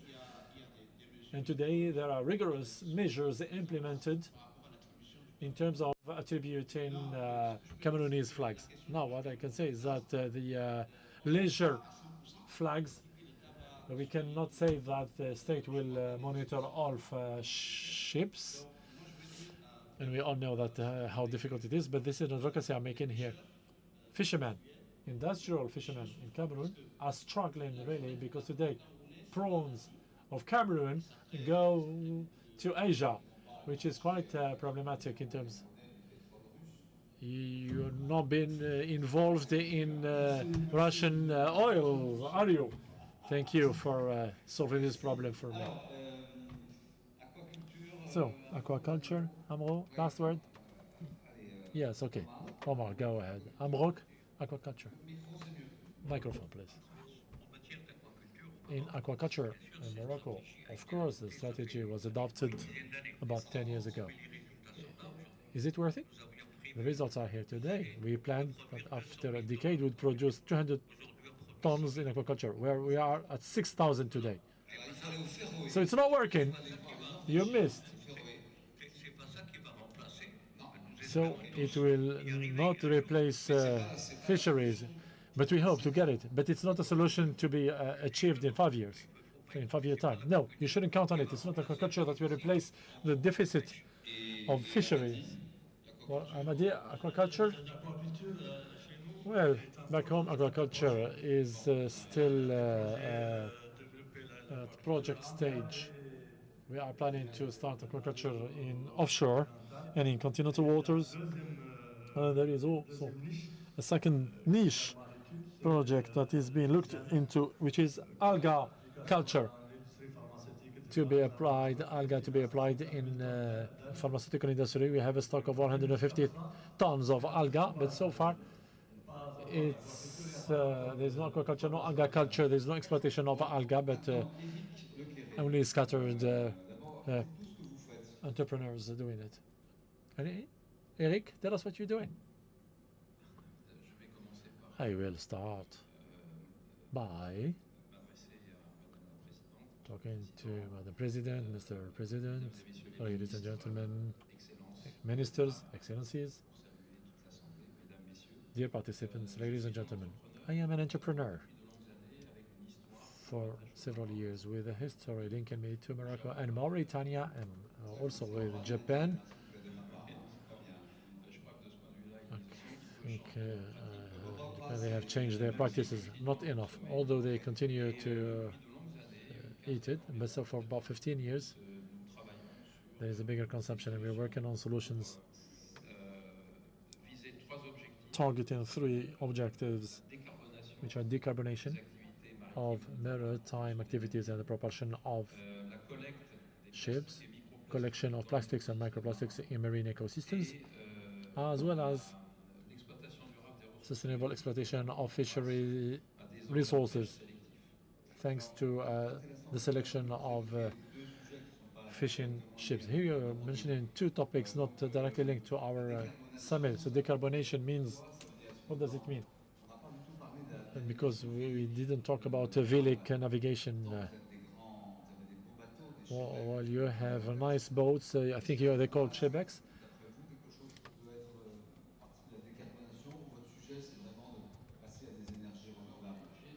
So you have beautiful sail ships. Actually, I prepared for this keynote a video that can be seen by everybody. Is it good? Is it short? It answers your question at least. It can be scanned. Let's launch it. We can give you a couple of minutes. Rim, can we put on the video?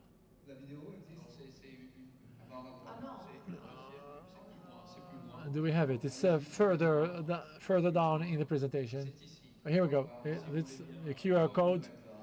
You can scan the QR code. We cannot launch it, but the attendees can scan the QR code to have access to the video. So scan the QR code and then you watch the video later on in your room.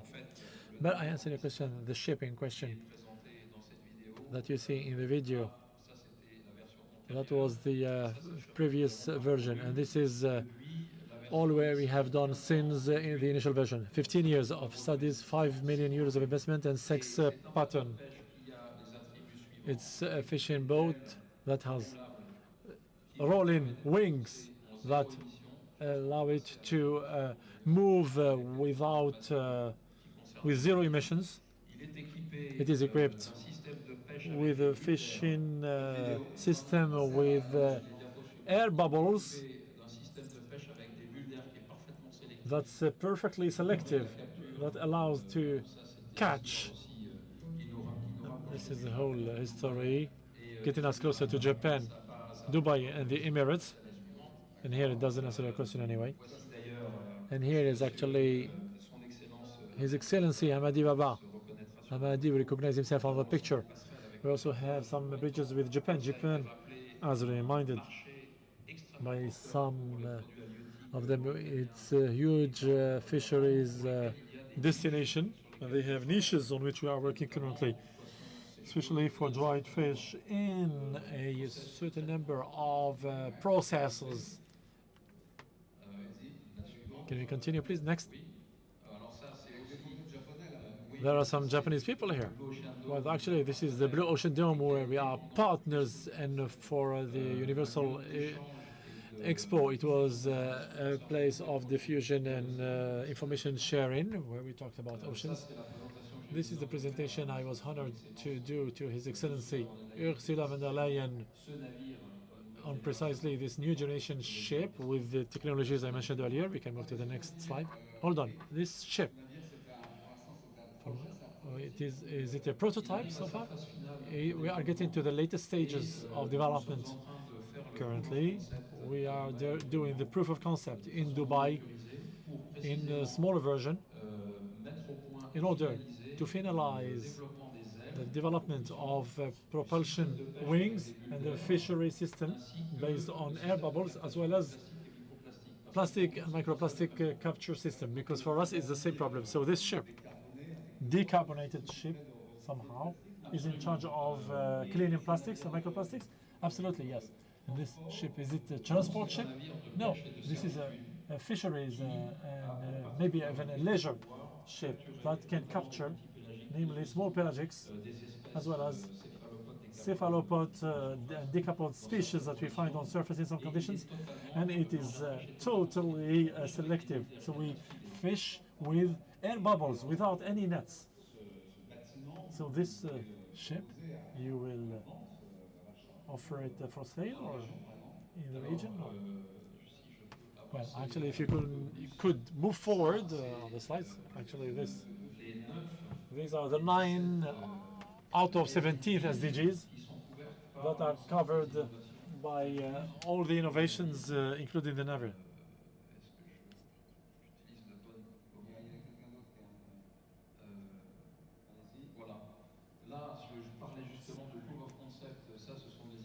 I talked about the proof of concept. These pictures date back to 15 days ago. We are currently building in a container system all of these technologies to test in the coming days in the waters of the Emirates, where nets are not allowed. Dubai and Abu Dhabi have forbidden fishing with nets. So we will operate these systems that are already made and advanced in experiment stages, and we are doing the proof of concept to start fishing without nets to capture plastics and microplastics and to test the propulsion system. And this is a boat we are talking about.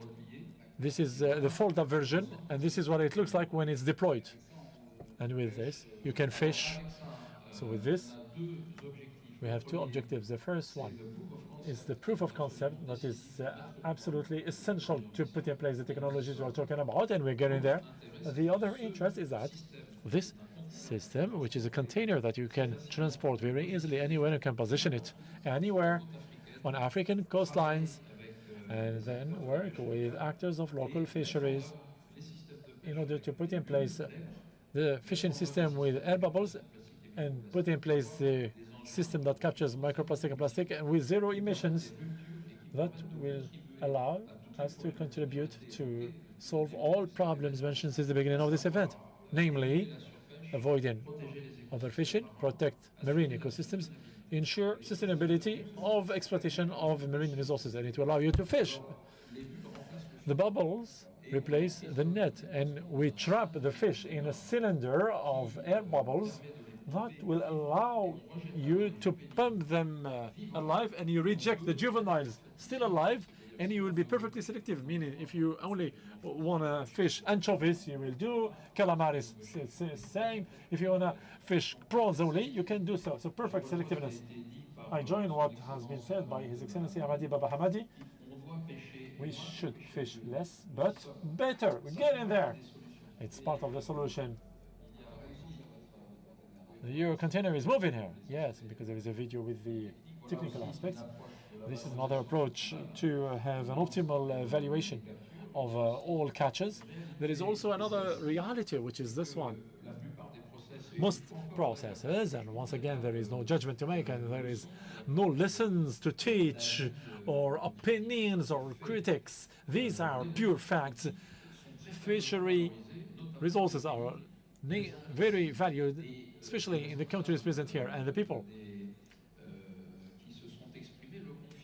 who express themselves here confirm that. We have fish meal that is very important because it feeds aquaculture, and there is a whole debate about that, especially with professionals. And there are also other processes that I mentioned here, namely conventional conservation and semi-conservation for anchovies, and processing systems that we are figuring out with the Japanese. And here on the graph you see the ratios that show you that there are indeed solutions that can have an important economic and environmental and social impact.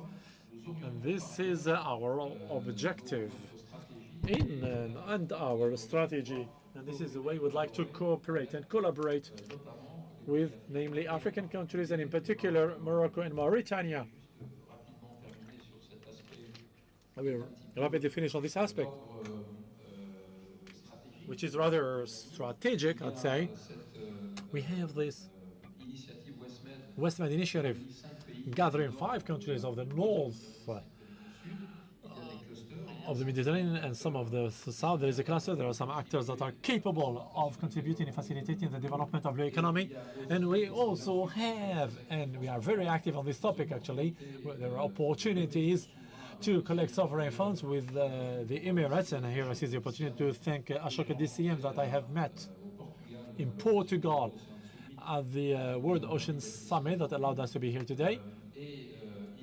And there are also possibilities to use technologies introduced here, where sovereign actors of the Emirates have shown a great interest, and they are interested by financing fishery. And to do downsizing, so was this ship that you have seen, 24 meters by 12, would be done at a smaller scale and bring an answer and a solution to our artisanal fishing.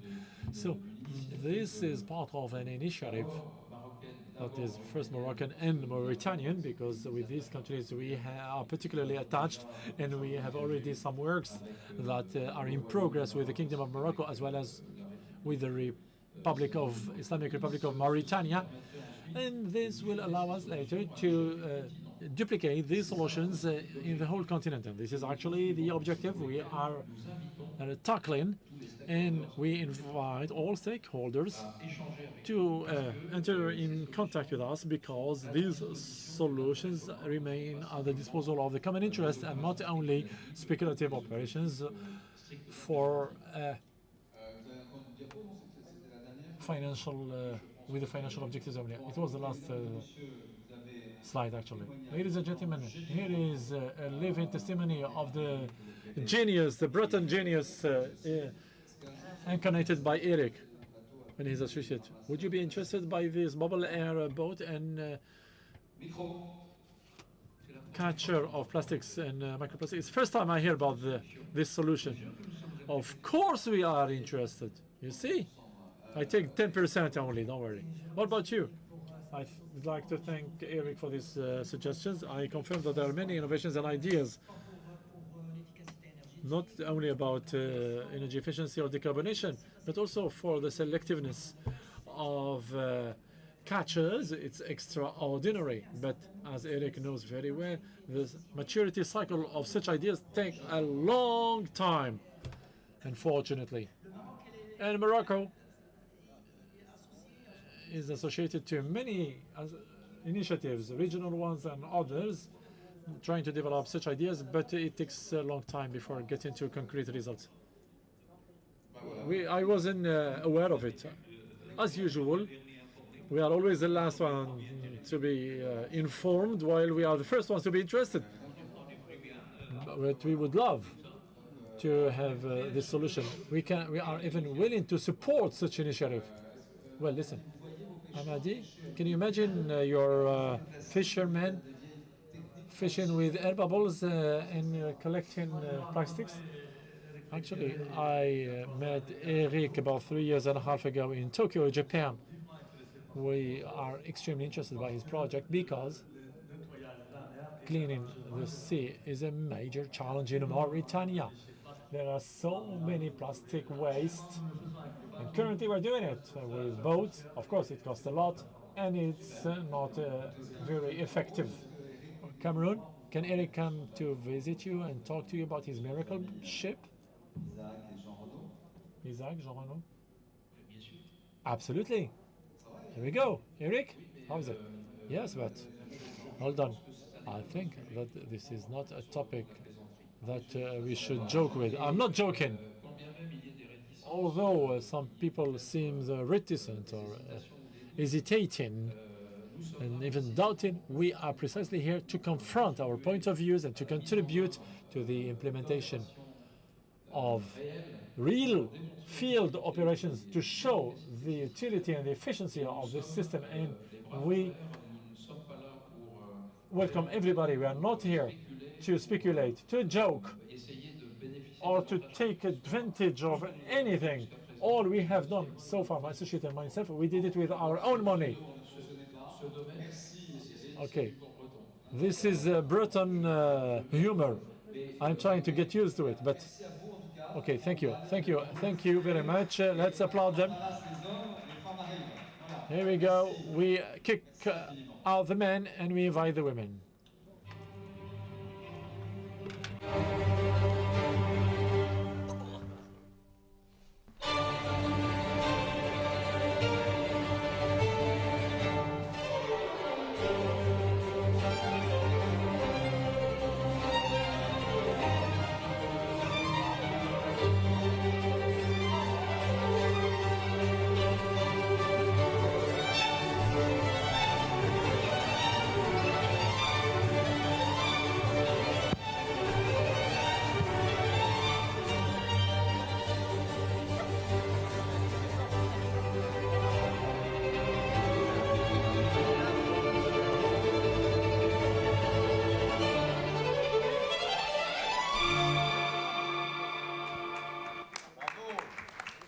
Alors, on a terminé avec un panel. So we are done with a men's panel. Now go to the ladies' panel. Now call Marina Levy, Valérie Verdier, Caroline Martinez, Asma Ben Sliman, Fedra Francocci. Welcome to take the floor. So what are we going to talk for? Women actions for the ocean.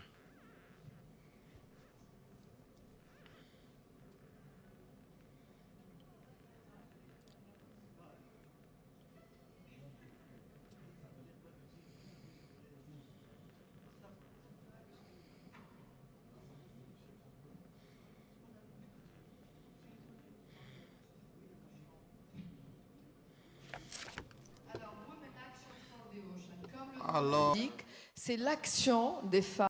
So women actions for the oceans, the action of women for the preservation of the ocean, the sea. So diverse sectors, be it for the blue economy or the fight against pollution, be it for awareness creation and for the citizens. And this initiative we can see with Patricia Rica, who is the president of the Oceanographic Institute, but also with Christina Trabenes with Women for Sea. And so the idea is to put in place and share all the different initiatives of women to see how their concrete actions and the solutions they can bring on board. And we had feedback for over 100 testimonies and also best practices from diverse sectors. Whilst we prepare for UNOC 3 in Nice, so I'll ask the technical team to actually show the video, and after that we'll start discussing. Thank you.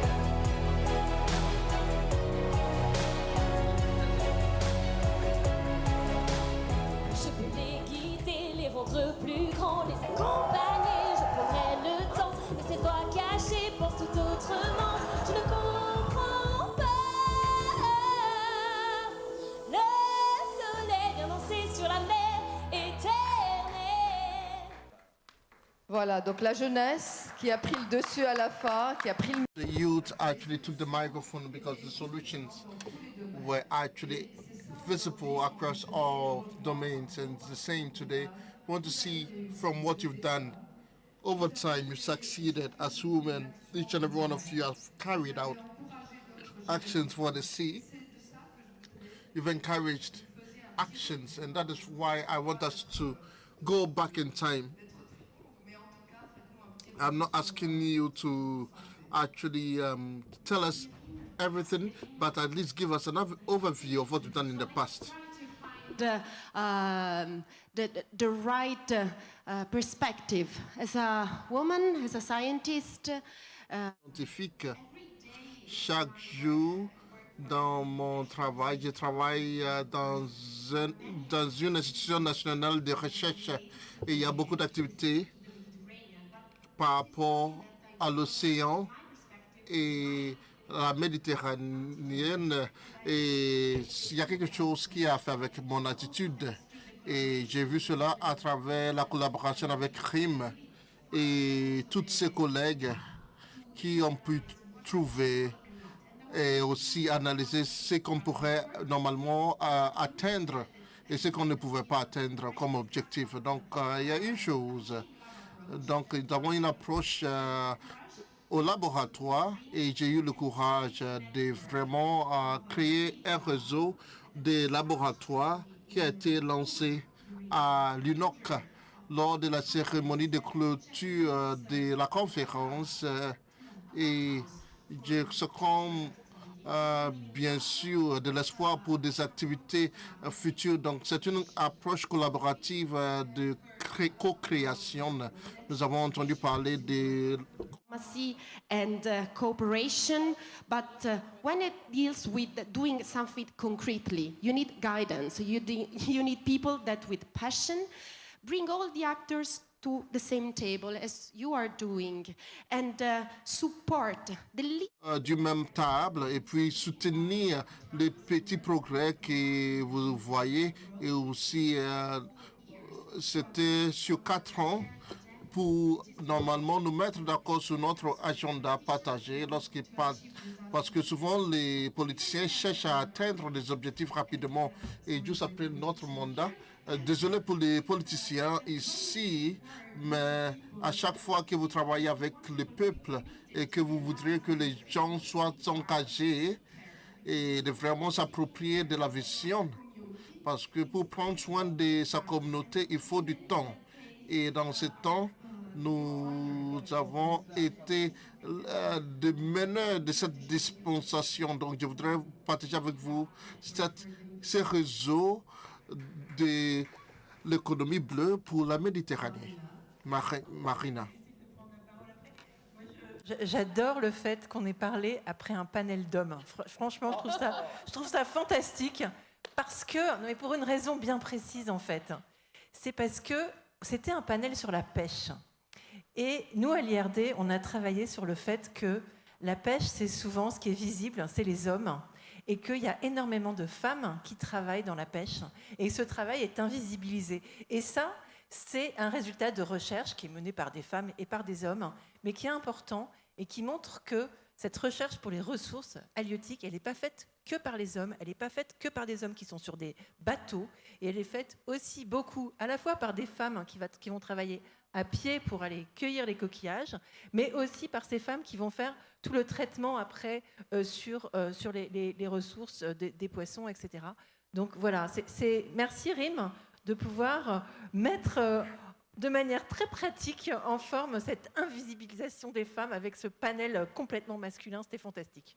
Merci, et il faudrait regarder notre documentaire parce que réellement, dans le documentaire, vous allez voir des femmes pêcheurs qui partent tôt le matin, qui mettent en place toute leur énergie pour avoir ces poissons qu'elles peuvent revendre et toute la chaîne qu'elles montrent, leur projet, leur solution pour être dans une pêche artisanale et en même temps préserver les ressources de la mer. Chère Valérie, un mot du cœur, un mot dans l'action, un mot pour les femmes. Un mot, merci RIM. Merci Patricia. J'ai une pensée pour Patricia Ricard qui n'est pas avec nous. Vous avez fait un travail remarquable avec ce documentaire Waouh, auquel j'ai eu grand plaisir à participer. Je le dis d'autant plus que ma fille y participait. Exactement. Et que c'est très moteur aussi d'avoir des jeunes derrière qui vous poussent et qui disent si, vous êtes capable de changer des choses. Moi, je voudrais juste dire, en tant que dirigeante d'un organisme de recherche, il faut avoir une politique extrêmement volontariste de parité. À l'IRD, on y arrive. Moi, j'ai une gouvernance quasi paritaire. J'ai des départements paritaires et surtout, on encourage beaucoup le recrutement des jeunes femmes. Et dans le département Océan que tu as co-dirigé, Marina, je crois qu'il y avait aussi cette politique dans les recrutements, de faire très attention aussi aux carrières des femmes et de tenir compte de la spécificité des carrières des femmes. Donc voilà, il faut être volontariste. Il faut aussi, je le rappelle, lutter contre les violences sexistes et sexuelles. C'est quelque chose que j'ai rendu une formation obligatoire parce que c'est aussi encore malheureusement des pratiques qui font que les femmes ne se sentent pas toujours en sécurité là où elles travaillent, particulièrement à l'IRD où on travaille un petit peu partout dans le monde. Et les biais de genre. Donc on a formé aussi nos comités de recrutement, etc., à ces biais de genre et on a rendu cette formation obligatoire. Voilà, le chemin est encore long. Moi, je crois beaucoup en la jeunesse. On l'a entendu dans Waouh et on va encore les entendre et j'espère qu'on va les entendre à la COP30 et partout pour porter ce message des femmes et spécifiquement des femmes qui œuvrent pour l'océan. Il y en a beaucoup, beaucoup et on les salue. Merci. Carole. Merci beaucoup et bravo pour cette magnifique initiative RIM à laquelle j'ai eu le plaisir de participer.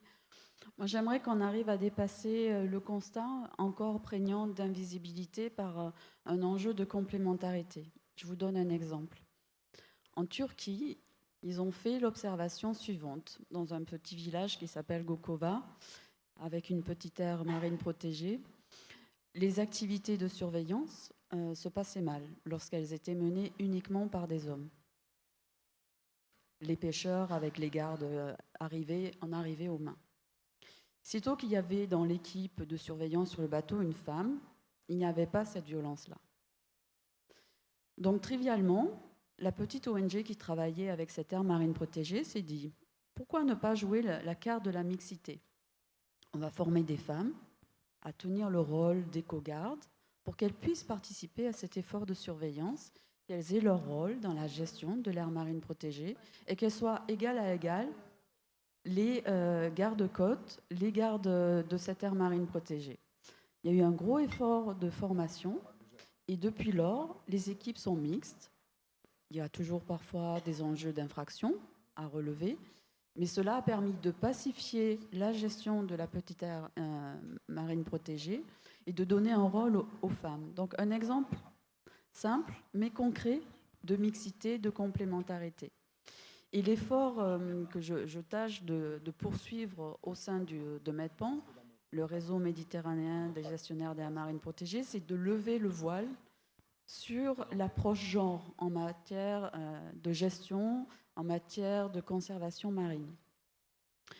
Quand on essaie de s'attacher à cette question genre, on voit qu'il y a déjà beaucoup de doctrines, beaucoup de réflexions, beaucoup d'analyses sur le rôle des femmes, le rôle des jeunes dans la gestion des forêts, le rôle des femmes, le rôle des jeunes dans la pêche, l'aquaculture, le rôle des femmes dans l'adaptation au changement climatique. Mais en matière de conservation marine, on n'a rien encore. Donc le challenge que j'ai lancé au sein de ma propre organisation, c'est de lever le voile sur l'approche genre. Qu'est-ce que ça signifie en fait, l'approche genre en matière de conservation marine? Quelles sont les pratiques? Il y en a beaucoup. J'étais récemment en Tunisie. Le rôle des femmes est réel en matière de conservation marine. Il reste à progresser, mais il y a des belles initiatives à promouvoir. Ici au Maroc aussi. Le rôle des femmes est de plus en plus important. Elles sont appuyées, il y a des formations, notamment en termes de gestion des pêches. Elles sont formées pour qu'elles puissent contribuer à la gestion des petites pêches locales. Donc autant d'exemples, autant de sources d'inspiration qui permettent de lever le voile sur les enjeux de reconnaissance du rôle des femmes, la complémentarité qui peut être davantage apportée pour que tout un chacun puisse contribuer à la gestion, à la préservation de nos écosystèmes. Et je pense que ça rejoint aussi toutes les réflexions et les ambitions qui sont portées au niveau africain, au niveau méditerranéen, au niveau européen, international, sur la reconnaissance de tout un chacun. Ça a été un des grands principes qui a été âprement discuté lors de l'élaboration du cadre global biodiversité, rendre à chacun sa responsabilité et sa part. Et je pense que plus on mettra en avant le rôle des femmes, le rôle des jeunes dans nos enjeux de gestion des ressources, nos enjeux de résilience, ce sera un pas en avant pour qu'on arrête une fois de plus, on va dire, les fragmentations, les conflits ou les oppositions, pour qu'on travaille davantage en complémentarité. Donc, Rim, tu peux compter sur moi pour continuer avec toi auprès de cette belle initiative. Merci. Asma Ben Slimane. D'accord. Moi, je tiens tout d'abord à féliciter RIM, la Saison Bleue, l'Académie du Royaume pour l'organisation régulière de ce bel événement. Moi, je dirais par rapport à la représentativité féminine dans l'économie bleue, c'est d'abord une question de volonté politique et de plaidoyer de la société civile. Si je prends par exemple l'exemple de mon pays, ici au Maroc, ce sont les directives de Sa Majesté le Roi et même la Constitution qui parle de l'importance de la présence féminine dans tous les domaines. Ça, c'est au niveau stratégique. Au niveau du terrain, c'est vrai que nous avons toujours des lacunes et que la société civile, comme par exemple WIMA Maroc et à l'échelle même de l'Afrique, WIMA Africa, essaie de faire un plaidoyer et d'accompagner les femmes sur le terrain. Surtout pour arriver à des postes de décision. Parce que, par exemple, en termes de nombre, on peut trouver que les femmes sont nombreuses dans les industries de transformation des produits de la pêche. Mais qu'est-ce qu'elles font? Elles sont des opératrices. Elles ne participent pas dans la prise de décision. Donc l'objectif, c'est que ces femmes doivent arriver à des postes de prise de décision, de management, et comme ça, elles seront de vraies actrices. Aussi, pour les actions, parfois, les ONG, à côté du travail du terrain, ils font des actions symboliques. Rien que le 25 septembre dernier, c'était la journée internationale de la mer. Nous avons illuminer des lieux historiques en bleu pour dire que les femmes sont présentes dans l'économie bleue. Et notamment, moi j'habite à Casablanca, tout le monde connaît la fontaine emblématique de Casablanca et elle a été illuminée en bleu. Le phare aussi du port de Casablanca, donc pour dire que les femmes existent et voilà, elles sont présentes. Et voilà, et bravo encore une fois.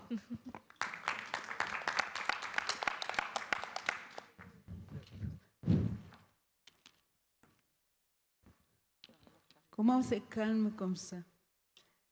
Applaudissez pour vous-même. Vas-y. Et un applaudissement spécial pour Madame Rim. Merci, Louise. Aujourd'hui, nous parlons de l'économie bleue. Nous parlons de la femme. Et vous voyez que c'est une femme qui nous réunit ici. Madame Rima, félicitations. Merci, merci. Que le Seigneur permette que ce que vous êtes en train de mettre en œuvre aille au-delà des frontières et que par là, nos jeunes, les femmes deviennent autonomes, que nos jeunes, au lieu de traverser les mers, prendre des risques, utilisent l'économie bleue pour s'autonomiser, pour devenir pour avoir une indépendance financière. L'Afrique, je ne parle pas particulièrement du Cameroun, mais je parle de l'Afrique, nous avons les mêmes problèmes. Nous avons les mêmes problèmes parce que nous sommes autour des rivières, autour de la mer, et aujourd'hui, beaucoup de femmes s'autonomisent à partir de l'économie bleue. Les femmes travaillent beaucoup, surtout celles qui ont été en détresse. Elles ont compris. Moi, mon organisation encourage beaucoup ce genre d'action au Cameroun. J'accompagne les femmes, les jeunes, à ne pas attendre.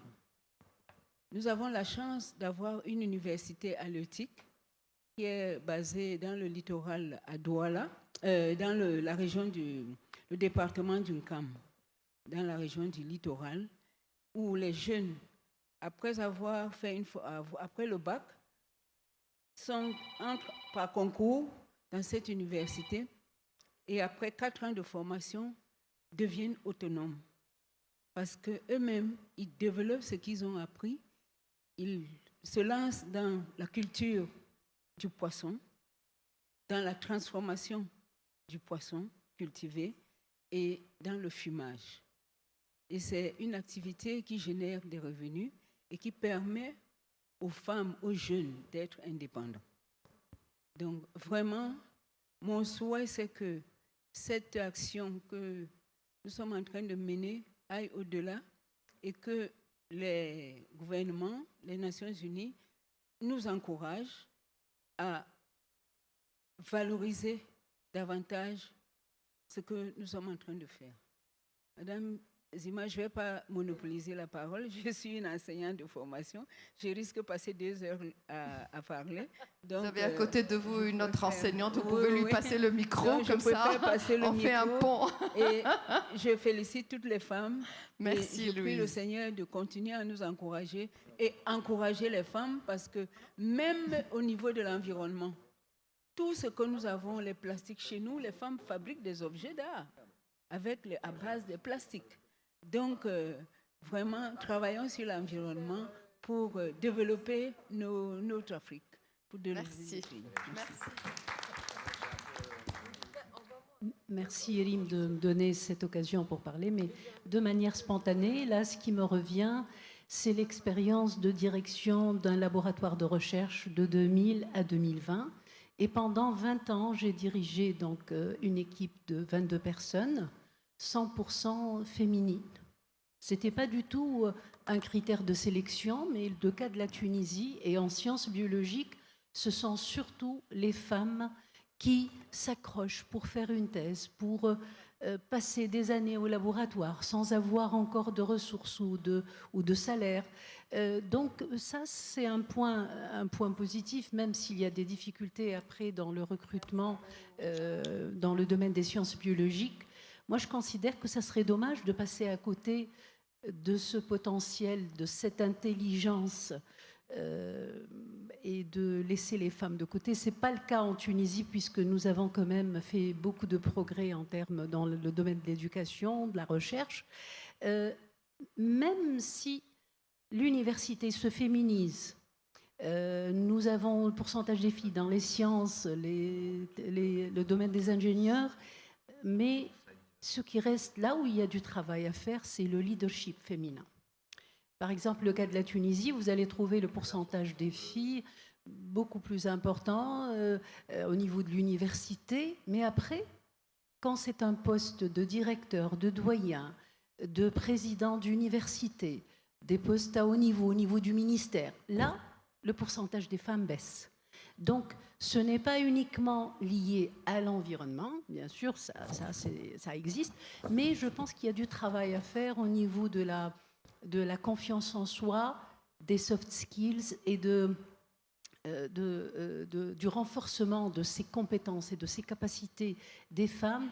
Mais je pense que le leadership est un point important sur lequel il va falloir travailler pour que dans l'avenir, le monde va pouvoir profiter de cette intelligence féminine, cette créativité et cette touche différente de la touche apportée par les hommes, bien évidemment. Voilà, merci. Merci, Amel.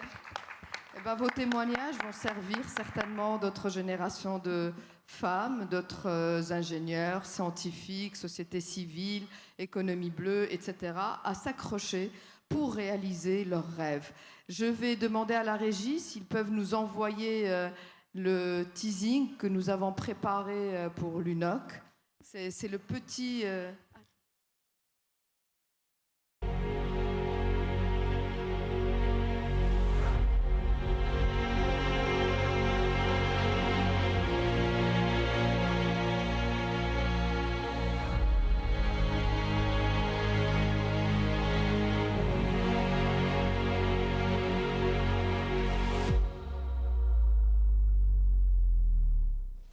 Cultural heritage. L'engagement, innovation et groupe d'acteurs.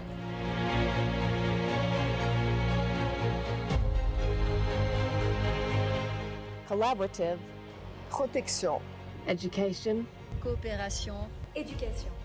Determination.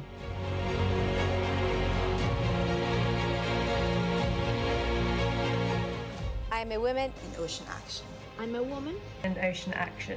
I am a woman in ocean action. Any madame engagée pour l'océan. Saya seorang wanita impegnata per l'oceano. I am a woman engagée pour l'océan. Je suis une femme engagée pour l'océan. I'm a woman in Ocean Action. ខ្ញុំជាស្ត្រីដែលបានចូលរួមសកម្មភាពនៅតំបន់ឆ្នេរ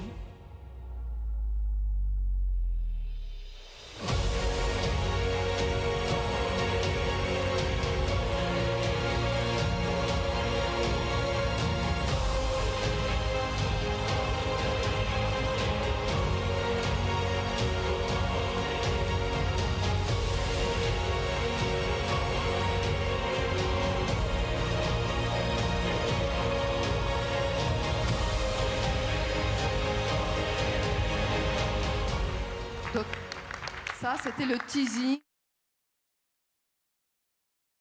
de la journée de la femme, le 8 mars, afin d'attirer le plus de femmes pour nous rejoindre dans notre plateforme et pour nous envoyer leurs témoignages. Bien évidemment, nous sommes arrivés à avoir plus d'une centaine de femmes et de témoignages et on a organisé notre documentaire qui se trouve en ligne et que vous pouvez retrouver sur le site de la Saison Bleue. Je pense que Valérie voulait... Non, c'était deux infos. La première, c'est qu'il faut qu'on parle des femmes et des femmes en sciences. Et l'IRD expose en ce moment sur les quais de Seine. Pour ceux qui passent à Paris, si vous avez l'occasion de vous promener sur les quais de Seine, c'est juste en bas de l'hôtel de ville. Il y a une expo qui s'appelle Les Éclaireuses et qui parle de ces femmes engagées dans la science, et il y a notamment des océanographes. Et le deuxième, c'est que hier vous avez assisté à la remise des trophées de l'innovation et que malheureusement on n'avait que 2 prix, mais il y avait 2 autres femmes deux jeunes femmes qui nous ont présenté des super projets, et si on peut trouver ensemble des solutions pour les aider à mener leurs projets vers l'entrepreneuriat, ce serait super, et donc je suis preneuse de vos suggestions. Merci.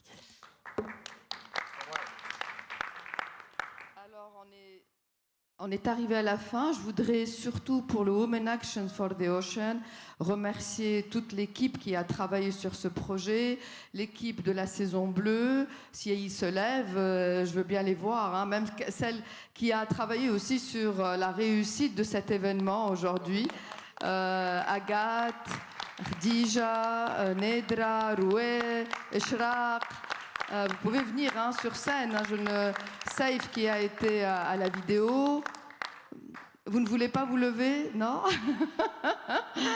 Donc voilà, j'ai une équipe formidable qui m'entoure, mais aussi il y avait l'équipe de Patricia qui était là, dont la fille de Valérie et l'assistant de Patricia, qui ont été vraiment avec nous à fond pour sortir, pour relancer tous les témoignages, toutes les femmes. Mais vraiment, regardez le documentaire, c'est l'Asie, c'est les États-Unis, c'est l'Amérique du Sud, c'est la Chine. Tous les continents étaient présentés. Voilà, merci. Je vois qu'il y a une Naïma qui veut parler. On va donner le mot de la conclusion après une intervention. Un micro, s'il vous plaît, pour Madame Naïma.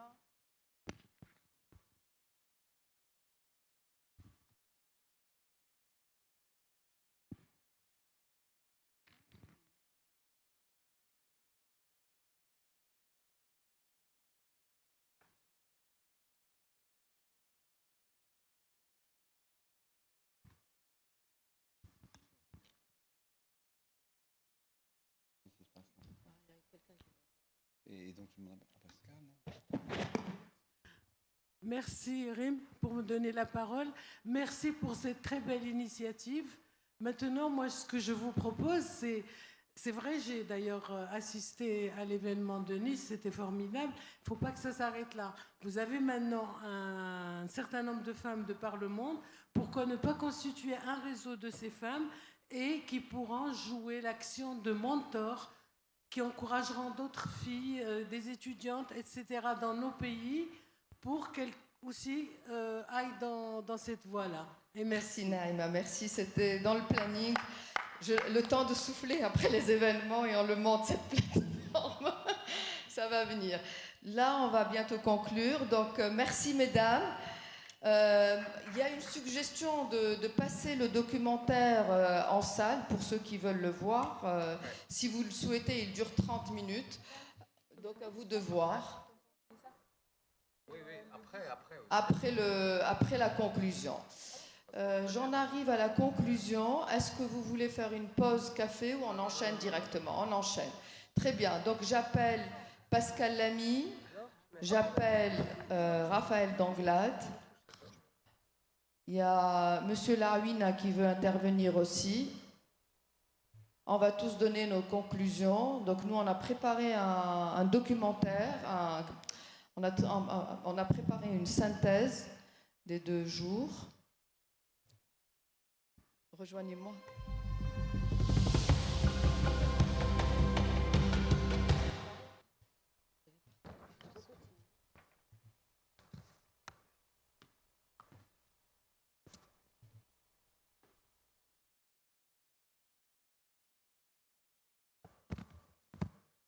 Est-ce que le document est prêt? Il nous faut combien de temps? Désolé. Désolé. Bon, alors la pause café et après la synthèse. Désolé de ce contretemps.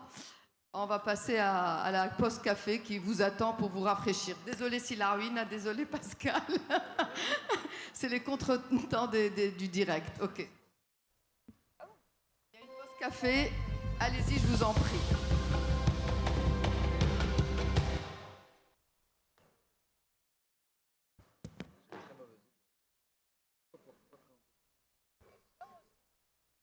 Présenter le truc maintenant. C'est une très mauvaise idée la pause café. On voulait présenter la synthèse.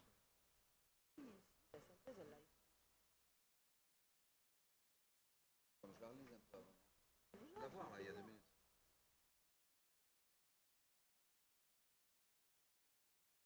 Moi je l'ai eu il y a 2 minutes, il y a 10 minutes. Pardon,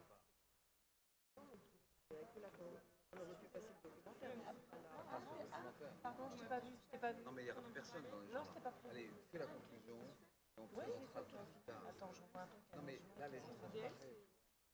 Ah, je passe bien. Déjà. Bah oui, des fois j'en veux plus. Regarde, ils lisent le truc.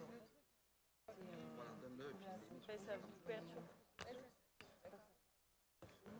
Vas-y, Rim, vas-y.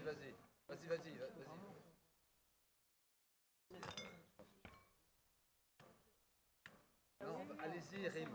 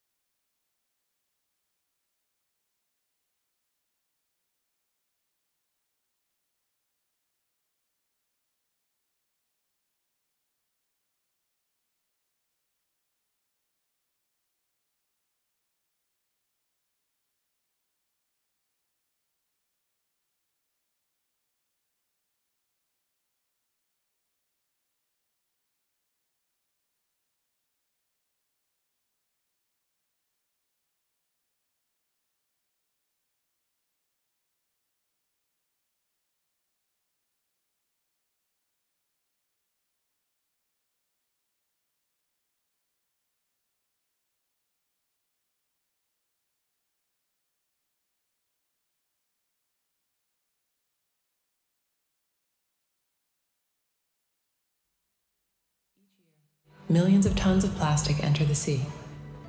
Overfishing and deep-sea trawling continue.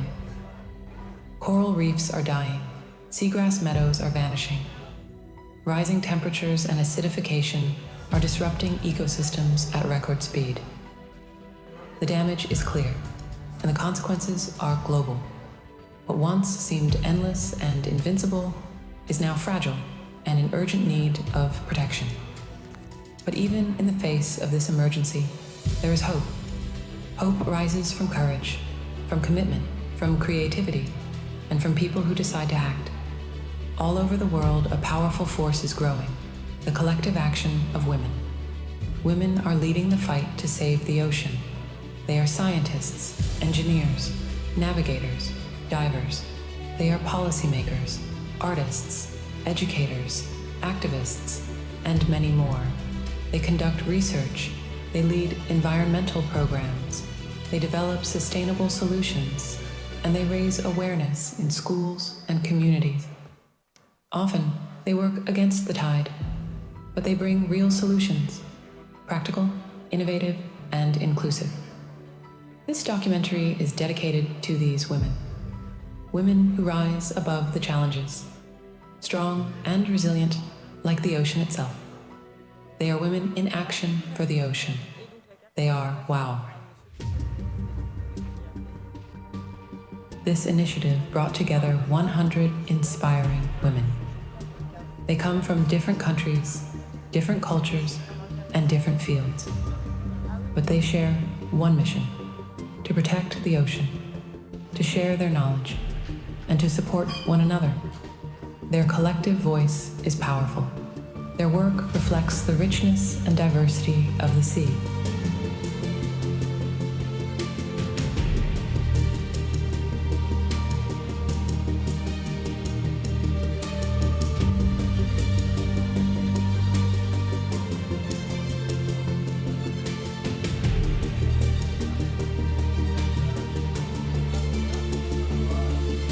From the Arctic to the Mediterranean, from coral reefs to smart shipping ports, from ancient wisdom to high-tech innovation, they are united in purpose: to protect and restore our ocean. In this film, you will hear their voices, you will see their actions, you will feel their impact. So let's begin. Let's dive into the first chapter of this journey: marine biodiversity, the incredible wealth of life beneath the waves, and the fight to protect it before it's too late.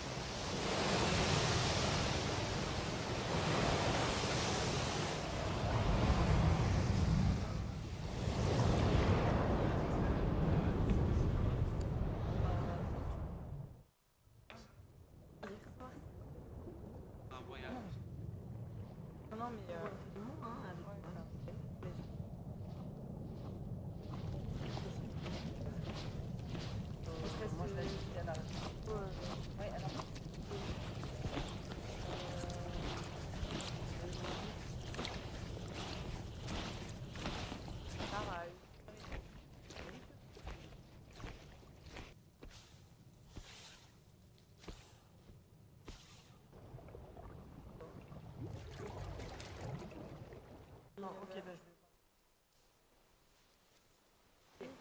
je peux demander à Marie. Non, non, non. Ah.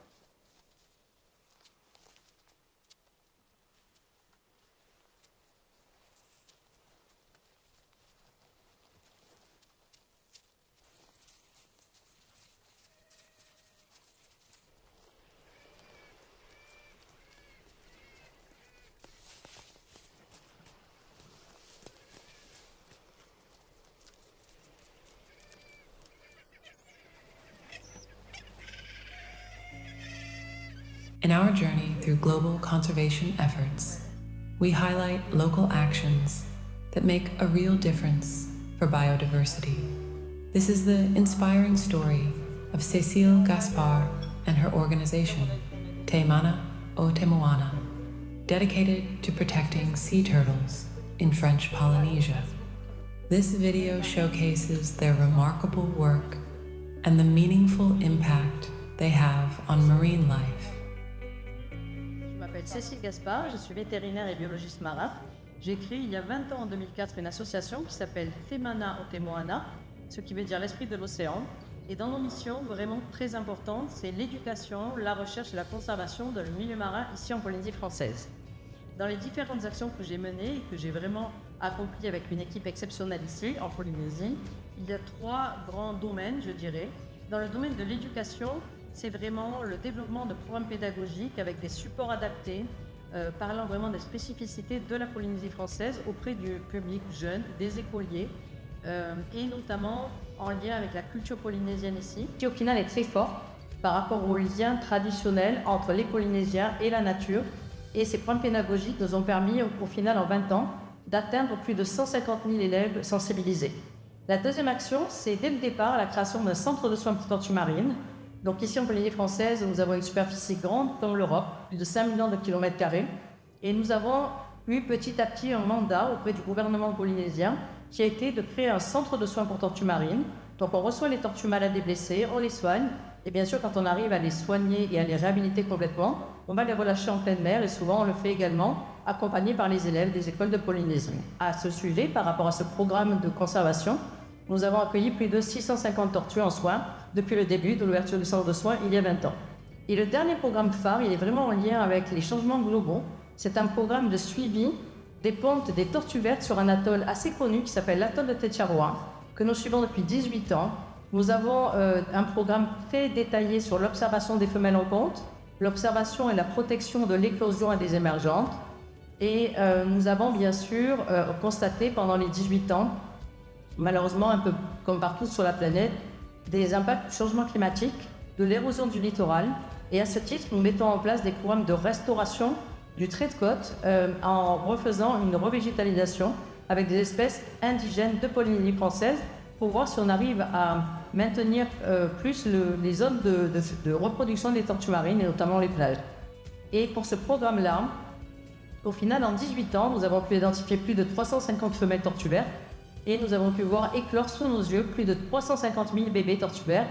Donc ce programme pour nous est très important, mais il nous permet aussi de faire un monitoring très précis de la résilience et des changements éventuels des comportements des tortues en ponte par rapport à ces phénomènes d'érosion du littoral, de modification des courants, de modification des ressources alimentaires et bien sûr malheureusement de l'augmentation des températures d'incubation qui vont avoir différents effets, dont un qui va être la féminisation des émergentes, mais surtout bien sûr l'augmentation de la mortalité embryonnaire.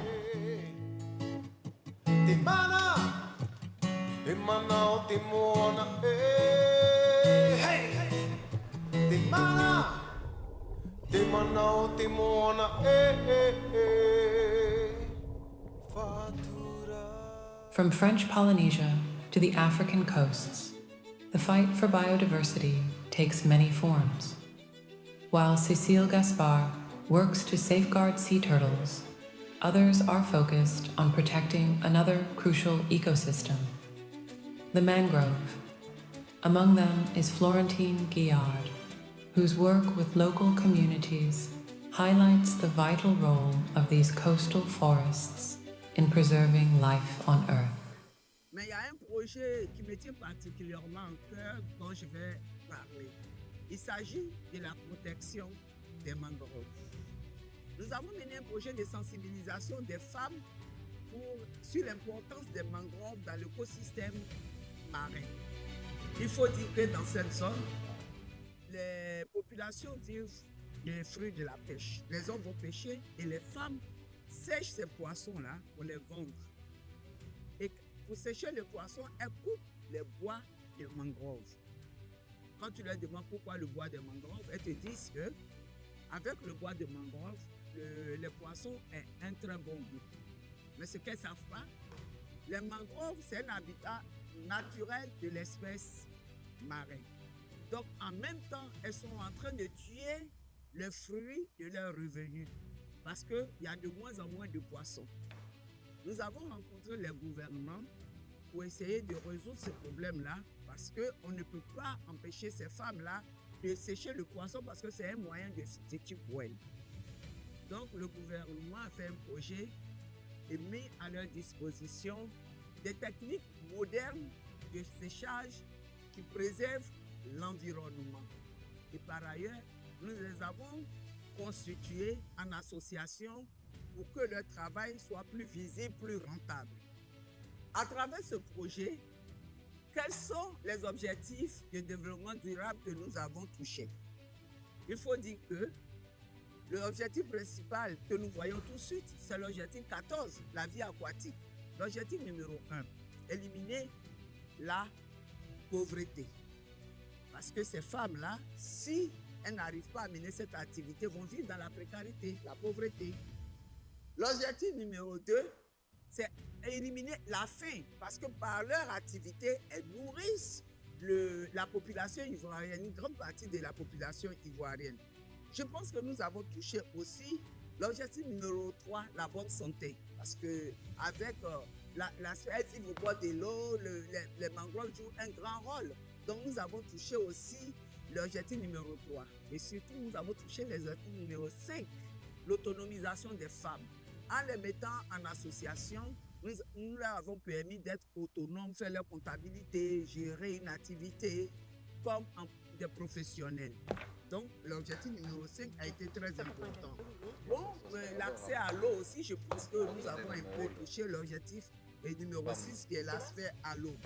Maintenant, la lutte contre le changement climatique est l'objectif 13. Vous savez un peu que les mangroves, tout ça, fait de telle sorte que le réchauffement, c'est un moyen pour atténuer le réchauffement climatique. Et nous avons touché à ça. Et il y a un objectif dont on ne parle pas souvent, mais je pense que nous l'avons touché, c'est le 17, le dernier objectif qui demande une collaboration. Donc nous avons touché presque toute la totalité des objectifs du développement durable. Donc de temps en temps, constituons-nous en groupe, en association pour aller nettoyer ne serait-ce que les plages. Récemment, nous avons fait un séminaire et comme résolution, nous avons décidé de faire un planting de mangroves. Donc nous nous sommes donnés pour mission la protection de l'environnement marin par la protection des mangroves et la protection de l'océan. Ce qui concerne la Côte d'Ivoire, c'est la protection de l'océan Atlantique au Bois.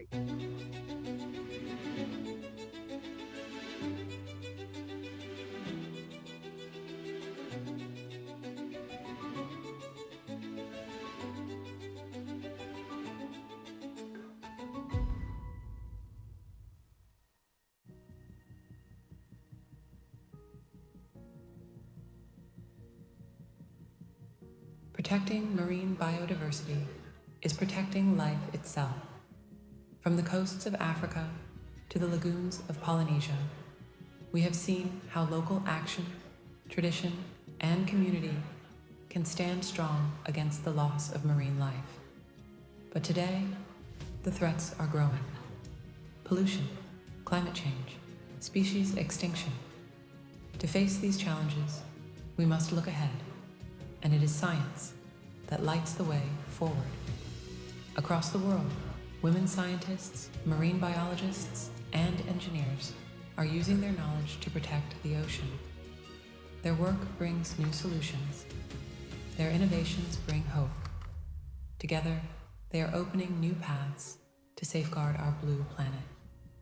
Now, let us enter the world of research and innovation. In the turquoise waters of the Bahamas, a silent battle unfolds. The fight to preserve marine life. Krista Sherman stands at the front lines. Scientist, manager, ocean guardian.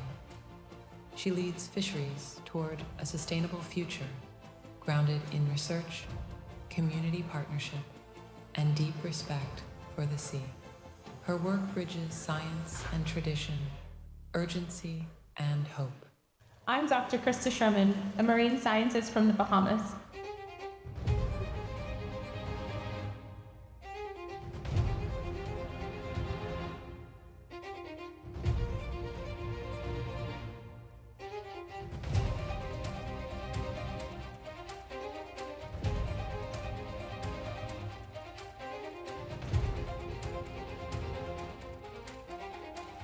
Healthy fisheries and marine ecosystems provide tons of ecological and socioeconomic benefits, but they're increasingly under threat from unsustainable fishing practices and coastal development, climate change, and pollution.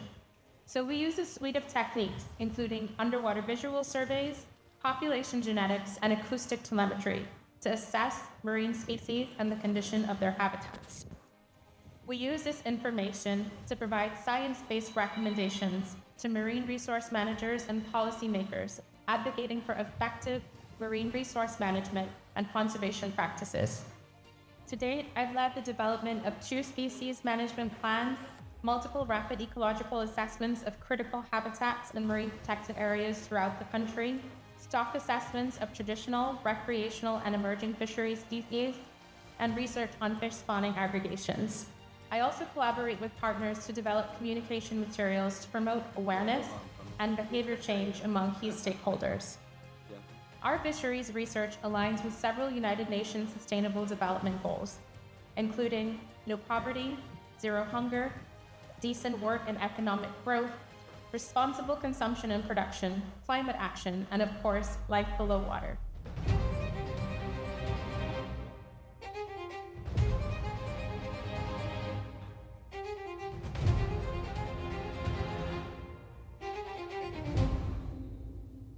Over the past 5 years, we have achieved significant milestones in marine conservation in the Caribbean, particularly for the protection of the Caribbean manatee and coral reef. This success has been possible thanks to a strong local and international partnership and synergies we have built over the time. When it comes to the Caribbean manatee conservation, we accomplished a historical milestone with the first ever breeding of manatees in the Dominican Republic. As a result, we secured funding for the first national manatee census, using advanced technology that combined drones and airplane. Thanks to this effort, we now have estimated the population and have identified key hotspots where we are actively monitoring individuals through photo ID. Also, we are collaborating in a coordinated conservation strategy for the species across the Caribbean. In terms of coral reef conservation, we have established a robust monitoring program collecting over 15 years of valuable data to guide conservation efforts. Additionally, we created the first coral-assisted fertilization lab. We're currently producing the highest number of coral babies in the Caribbean, making us a reference for coral restoration in the region and beyond. In 2025, we took a major step with the inauguration of our new Marine Research Center, Mare Diar, which will filter multiple laboratories dedicated to marine science, capacity building, and infrastructure to scale up conservation programs. This center will serve as a platform to further strengthen research and foster innovation in marine conservation. This initiative not only has a huge impact on local conservation, but also contribute directly to the United Nations Sustainable Development Goals. The ocean is our source of life and our greatest ally in the fight against climate change. But today, it faces unprecedented threats.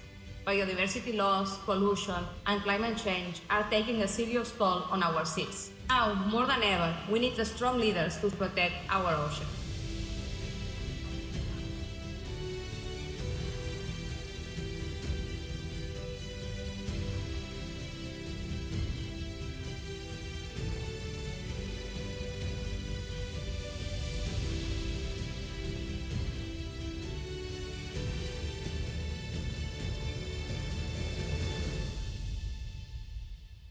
Science gives us the knowledge to understand our oceans, their beauty, their fragility, and the urgent challenges they face. But knowledge alone is not enough. We must turn insight into action. That's where the blue economy begins. A new chapter, where innovation, sustainability, and human livelihoods come together at sea.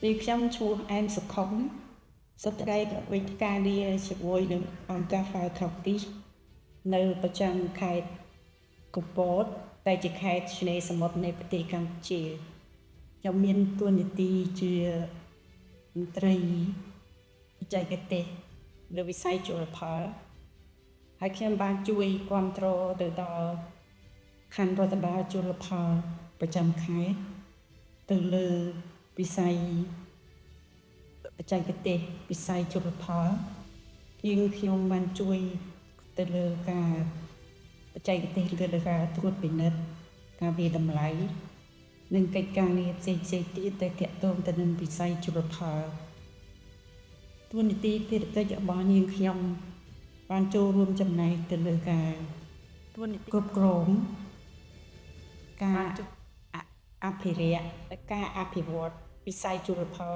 ឲ្យកាន់តែមានស្ថិរភាពមានប្រសិទ្ធភាពនិងបង្កើននូវសន្តិសុខស្បៀងដល់ប្រជាពលរដ្ឋនាងខ្ញុំឈ្មោះឡោសដេជាប្រធានសហគមន៍នេសាទត្រពាំងរពោសង្កាត់ត្រែកថ្នោតក្រុងបូកគោខេត្តកំពតសហគមន៍បង្កើតឡើងដោយដើម្បីបង្កើនប្រាក់ចំណូលមុខរបរប្រជានេសាទហើយសហគមន៍សពថ្ងៃធ្វើការទៅលើការងារដូចជាការល្បាតដាំព្រៃកោងកាងនិងស្ដារព្រៃរិចរិលឡើងវិញសប្តាហ៍ប្រជានេសាទពឹងផ្អែកទៅលើសមុទ្រគាត់ធ្វើមុខរបរនេសាទដូចជាមងពគាមងកមុងមងលកក្តាមនិងឈើព្រុយហើយសហគមន៍បានបង្កើតប្រាក់ចំណូលមួយទៀតទៅលើការងារអេកូទេសចរធម្មជាតិ The blue economy shows us what's possible. When innovation meets sustainability, oceans can thrive, and so can people. But real change doesn't happen on its own. It begins with awareness, and it grows through education, because the future of our oceans depends on what we learn and what we pass on to others. Now, we turn the page. Let's dive into a new chapter, awareness and education. More and more young artists are using their creativity to spark change, to move hearts, and to bring urgent environmental messages to life. One powerful example is a screenwriter and producer from Mauritania, the brilliant mind behind Timbuktu and Black Tea. Nous avons eu la chance d'être accompagnés par le ministère de l'Environnement, le ministère de la Jeunesse et des Sports et le ministère de la Santé, preuve que c'est une action qui tout de suite a fédéré au-delà de nos attentes. Nous avons eu énormément de jeunes qui se sont mobilisés.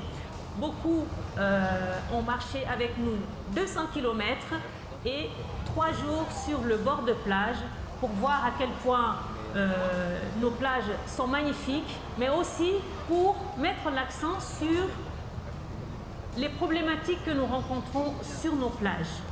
Sur mon initiative, qui est celui de fédérer toutes les communautés mauritaniennes autour de l'environnement et de la sensibilisation des océans et également des zones humides.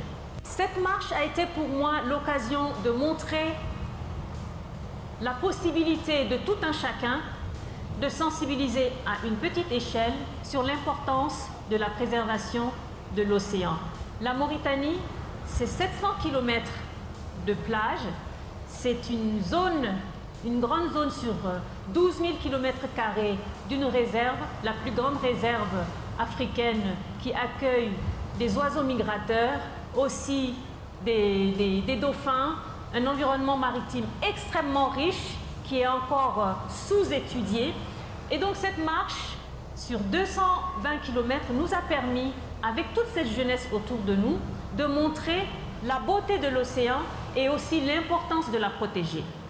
As a positive experience, I remember this summer while mixed patrol on Period Island. So me and a general member, we found a turtle flip it on its back. So we helped it together, and then I took the initiative to run a kilometer alone at 2 a.m. to receive the equipment from another team. So this experience was highlighted the essential role of women which play in leading and handling challenging field solutions. So I think it was hard and amazing at the same time. So women also played a key role in leading community awareness program on sustainable fishing and tourism practices. So women and girls interested in the field of marine conservation, my advice is simple. Pursue your passion fearlessly. I mean, this field needs your voice, it needs your strength, it needs your perspective. Also, don't let perceived barriers stop you.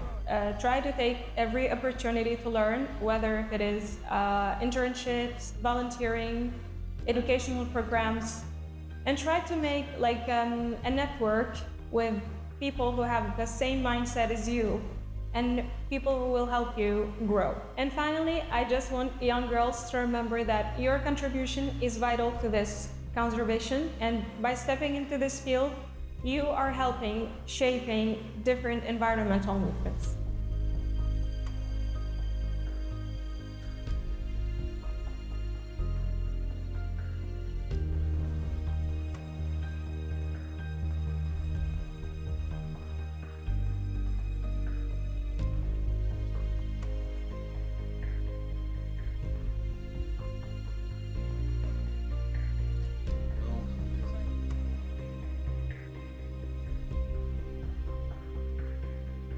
Femme a ce pouvoir, le pouvoir de croire en elle, le pouvoir de croire en son projet et de pouvoir se dire je ne baisse pas les bras, je vais de l'avant, et elle peut compter aussi sur cette communauté qu'on est en train de construire. Oh, wow! Women Actions for the Ocean. C'est cette communauté que nous devons mettre en avant pour se serrer les coudes et faire un plus grand partage et créer cette plateforme d'échange autour de nous. Donc oui, aux actions concrètes, oui, à celles qui vont donner un plus et un plus pour la préservation de l'océan.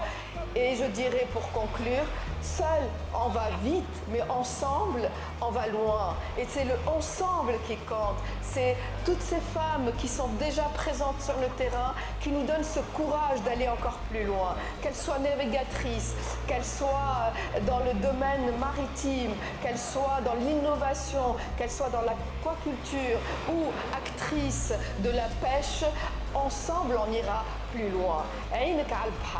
Malgré les difficultés qu'on en a, nous essayons quand même d'avancer avec le peu de moyens qu'on en a et avec le peu d'expertise qu'on en a. L'essentiel, c'est de pouvoir réaliser nos objectifs. J'aurais 3 messages clés personnels. Le premier, c'est celui de la navigatrice. Mes navigations, et en particulier mes tours du monde en solitaire, ont prouvé qu'en situation extrême, l'être humain est capable de mettre en œuvre le formidable potentiel qu'il a et de relever tous les défis qui sont devant lui. C'est comme ça que j'ai bouclé mon tour du monde. Ma devise depuis est que les rêves sont réalisables à condition d'entreprendre collectivement, parce que je crois à la force du collectif, et de persévérer, parce que oui, ça n'est pas simple. Je crois aussi que l'être humain est capable de relever, d'avoir des rêves bien plus grands que lui. Mon deuxième message clé concerne les femmes. Mes derniers engagements m'ont prouvé que les femmes, partout autour de la planète, participent à préserver l'environnement, et en particulier la mer et le littoral. Il faut faire entrer ces femmes beaucoup plus dans les instances de gouvernance.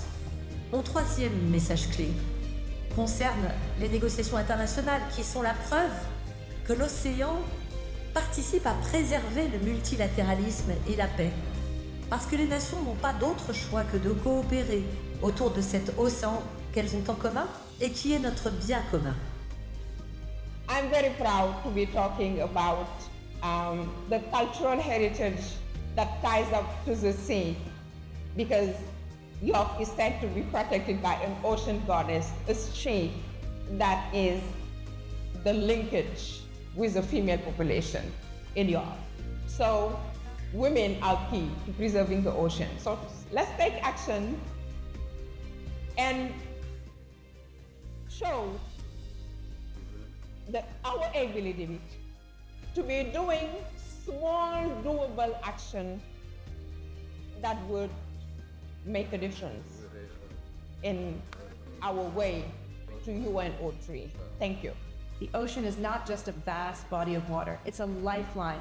Not many realize that over 3 billion people, including some of the world's poorest, depend on the ocean for their livelihoods. I've seen firsthand how sustainable ocean economies can transform communities by providing people jobs and lifting them out of poverty. This is exactly what motivates me. Les femmes puissent révéler leur pouvoir, amplifier leur voix et à la fois être outillées pour démultiplier leur impact pour la protection du milieu marin. Et cette année, à l'UNOC, nous portons un plaidoyer pour qu'il y ait une meilleure parité dans la gouvernance des océans, parce qu'on ne construira pas le monde sans les femmes. I encourage you to connect with your deepest passion, to fight for it, to pursue it, to reach it. And if you do so, you'll be happier and become a better human being. And if you love the ocean as much as I do, you will be also helping create a better future for our planet. Déployer la recherche, et donc ça implique aller travailler avec les personnes concernées sur leur territoire, partager la science, et ça c'est aussi quelque chose qui me tient à cœur, c'est de partager les connaissances avec le grand public, avec les politiques, et tout ça pour transformer l'avenir. Je sais que tous ensemble, on peut avoir un vrai impact, faire une vraie différence. Et aujourd'hui, au quotidien, au-delà de cet attachement personnel que j'ai à la mer, c'est aussi un moteur pour moi, cet espoir qu'on peut encore faire bouger les choses et qu'il n'est pas trop tard pour agir. As we come to the end of our journey, exploring solutions to protect our marine resources, one message becomes clear. Governance is essential. Without strong and inclusive governance, it's hard to turn good ideas into real, lasting action. That's why collaboration is so important. Academics, businesses, civil society, and institutions all need to work together. Only by joining forces can we move forward in a united way. Patricia Ricard reminds us, when we act together with solid governance, we can truly make a difference. Je suis arrivée à la conclusion que rien ne pouvait se faire sans travailler ensemble, profiter des différences de compétences et profiter des excellences complémentaires. J'ai fini par appeler ça le carré magique, car aujourd'hui, si on veut avancer vite et bien, il nous faut associer dans la même réflexion la partie académique, la science, la partie économique et financière, la partie société civile, ONG, médias, syndicats, toutes les personnes qui peuvent pousser et s'engager pour une idée, et bien sûr la partie institutionnelle et territoriale, car rien ne se fera sans gouvernance et sans acceptation de toutes les parties prenantes. I find hope in the next generation of young women leaders. I'm inspired by young women, like my daughter, who are smart and strong and stepping forward without hesitation. This generation, they're not waiting for permission, they're taking action and they're standing up for their beliefs and they're going where they're needed. And that gives me optimism, not just for the future of women in science, but for the future of our ocean. Thank you. Because after all, every second breath we take is thanks to the ocean. This is why I am a woman in ocean action. I am a woman in ocean action. Je suis une femme engagée pour l'océan. I'm a woman in ocean action. Je suis une femme engagée pour l'océan.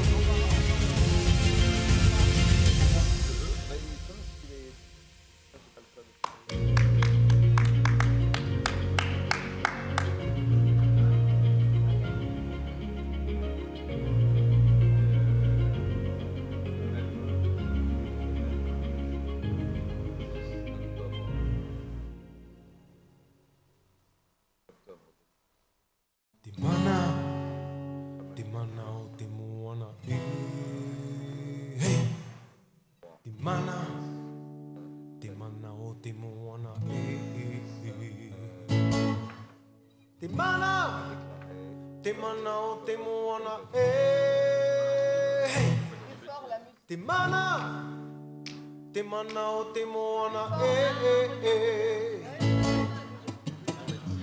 Open your eyes and see, since always in you, always in me. We are the people, the saltwater people. Get up and stand up for the life the ocean gives. We are the nation, one ocean nation under the sun, yeah. When the time will come, after years of pollution, when the wide awaken, there will be no place to run, run, run. Timana, Timana, Timona, eh. Timana, Timana, Timona, eh. Timana, Timana, Timona, eh. Timana, Timana, Timona, This is vitamin C, healing power, natural energy. It treats your body, it treats your mind. You have a good time. Dive in the silent world. Grow your wisdom, no room for a word. Look at the wonders, look at the creatures of Mother Nature.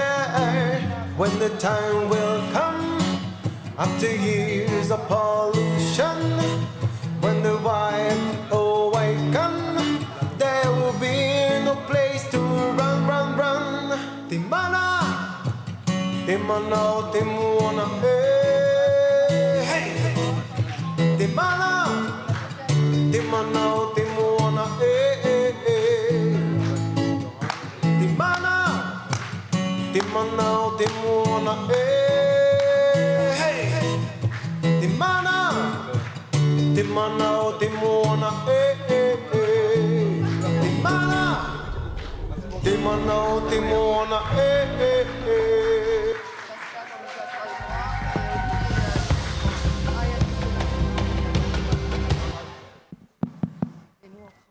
Parole. Merci pour ceux qui ont regardé le documentaire pendant la pause café, j'imagine. Mais en tout cas, merci à tous ceux qui sont restés avec nous. J'appelle Monsieur Laouina qui va nous donner son feedback, sa contribution par rapport au Blue Africa Summit. Je vous en prie, Monsieur Laouina.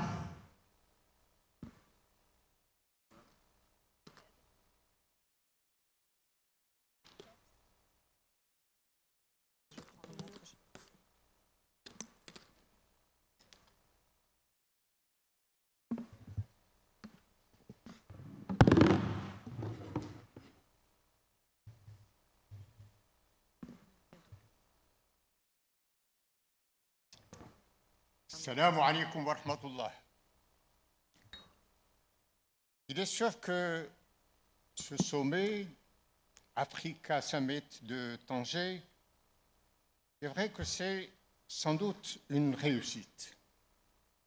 Dans le sens où le processus de coopération sud-sud en Afrique et sud-nord, Afrique-Europe, est bel et bien entamé. Et la ratification rapide du traité de la haute mer en est réellement la preuve éclatante. Cependant, cela n'empêche pas que la tâche est plus qu'ardue.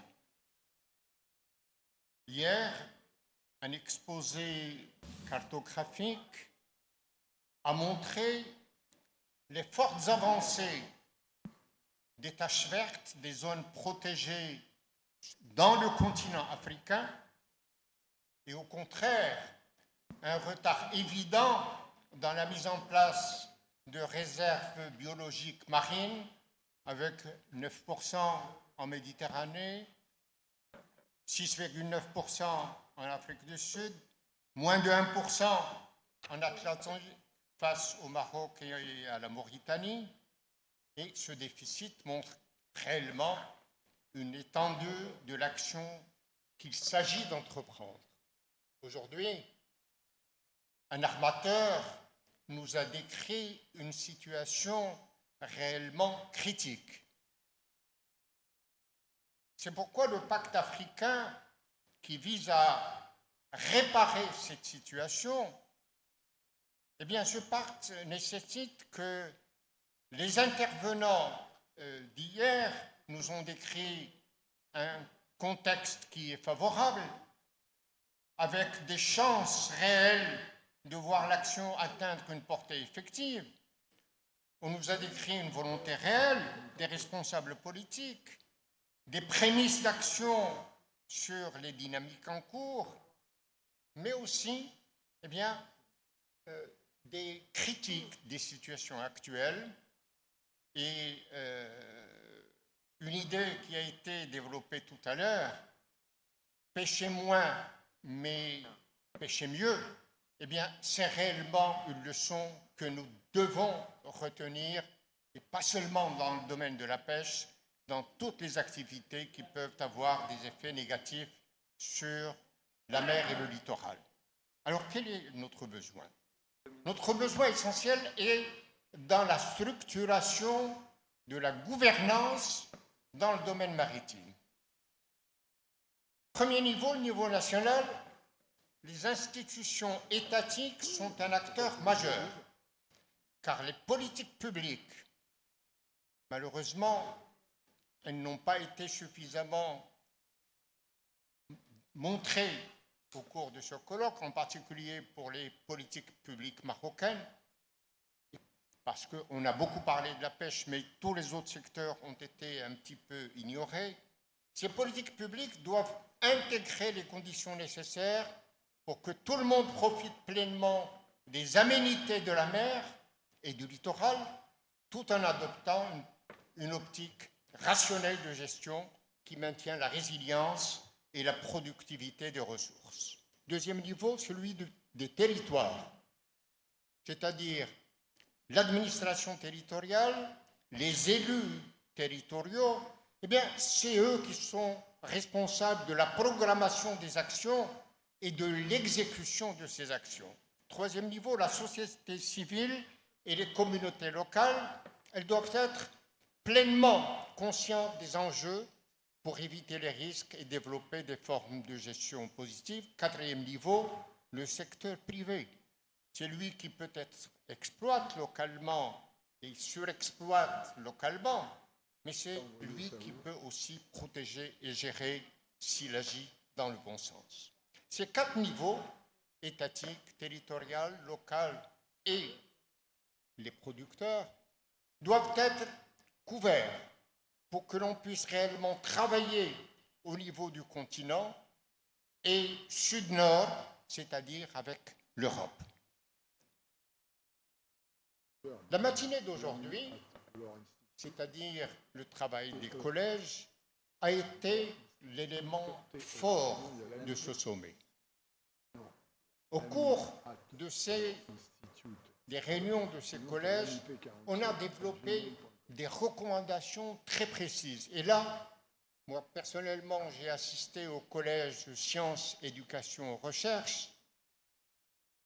Je crois que nous devons tous féliciter les deux dames qui nous ont présenté tout à l'heure le rapport de cette commission. Et parallèlement, nous devons remercier et féliciter les autres équipes qui se sont réunies. Je crois que dans notre collège, le collège auquel j'ai assisté, nous avons réellement vu des recommandations d'un sérieux très important.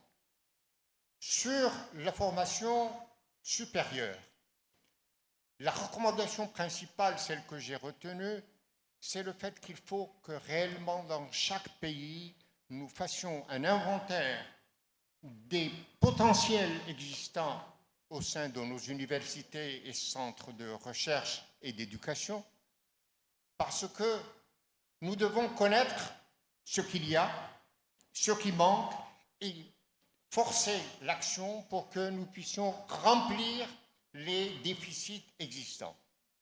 ceci au niveau humain, au niveau des filières, au niveau du matériel et de toutes les ressources nécessaires pour que se développe l'éducation supérieure. Au niveau de la formation du secondaire et du niveau basique, tout à l'heure, les dames nous ont présenté ce qu'elles ont retenu de cette discussion. Il est important de renouveler les manuels actuels, les outils d'apprentissage existants, mais aussi aller contacter les communautés locales qui vivent des ressources marines et qui sont en relation constante avec la mer. En même temps, il faut que la science maritime s'enrichisse de ce que les pratiques locales et les compétences locales peuvent lui apporter. Et à l'inverse, ces compétences locales doivent être sensibilisées au concept d'économie bleue pour qu'elles s'ouvrent à l'aspect multidimensionnel de cette économie et ne pas rester cloisonnées dans leur champ habituel d'activité. Dans le domaine de la recherche, en même temps, eh bien, la recommandation a été réellement de connaître ce qui existe comme potentiel actuel et réellement renforcer tout ce qui manque encore dans le domaine de la recherche scientifique. En conclusion donc de ce tour d'horizon rapide que j'ai tracé, l'Africa Summit, le 3e round, celui d'aujourd'hui, est une véritable réussite. Et je crois que l'exercice des débats rapprochés dans le cadre des collèges a été important. Et donc, il est important de dire qu'il faut que cela se poursuive, que le travail de ces collèges ne s'interrompe pas aujourd'hui, qu'il y ait une continuité et que cela constitue donc des réseaux qui, l'année prochaine, donc, vont continuer à travailler et que ces réseaux soient vivants pour que réellement, pour le 4e round, celui qui est prévu l'année prochaine, on n'ait pas encore à faire des recommandations, mais qu'on enregistre des avancées effectives et que dans ce round, dans ce 4e réunion de Tanger, on puisse réellement dire « nous avons déjà avancé, nous avons dans nos relations avec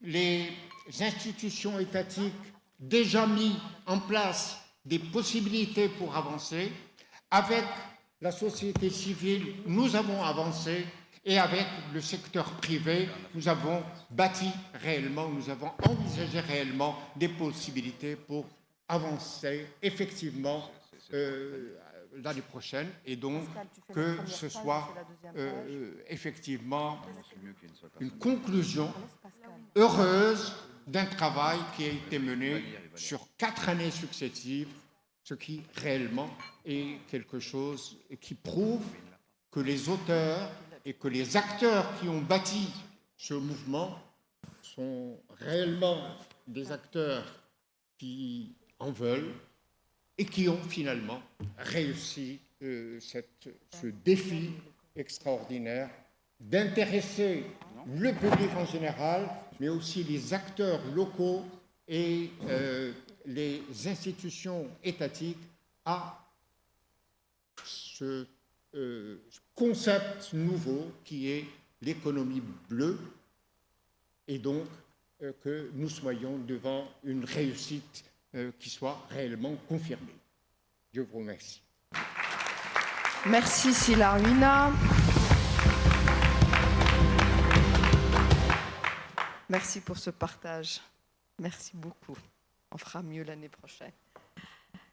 Voilà, mesdames et messieurs, on arrive à la fin.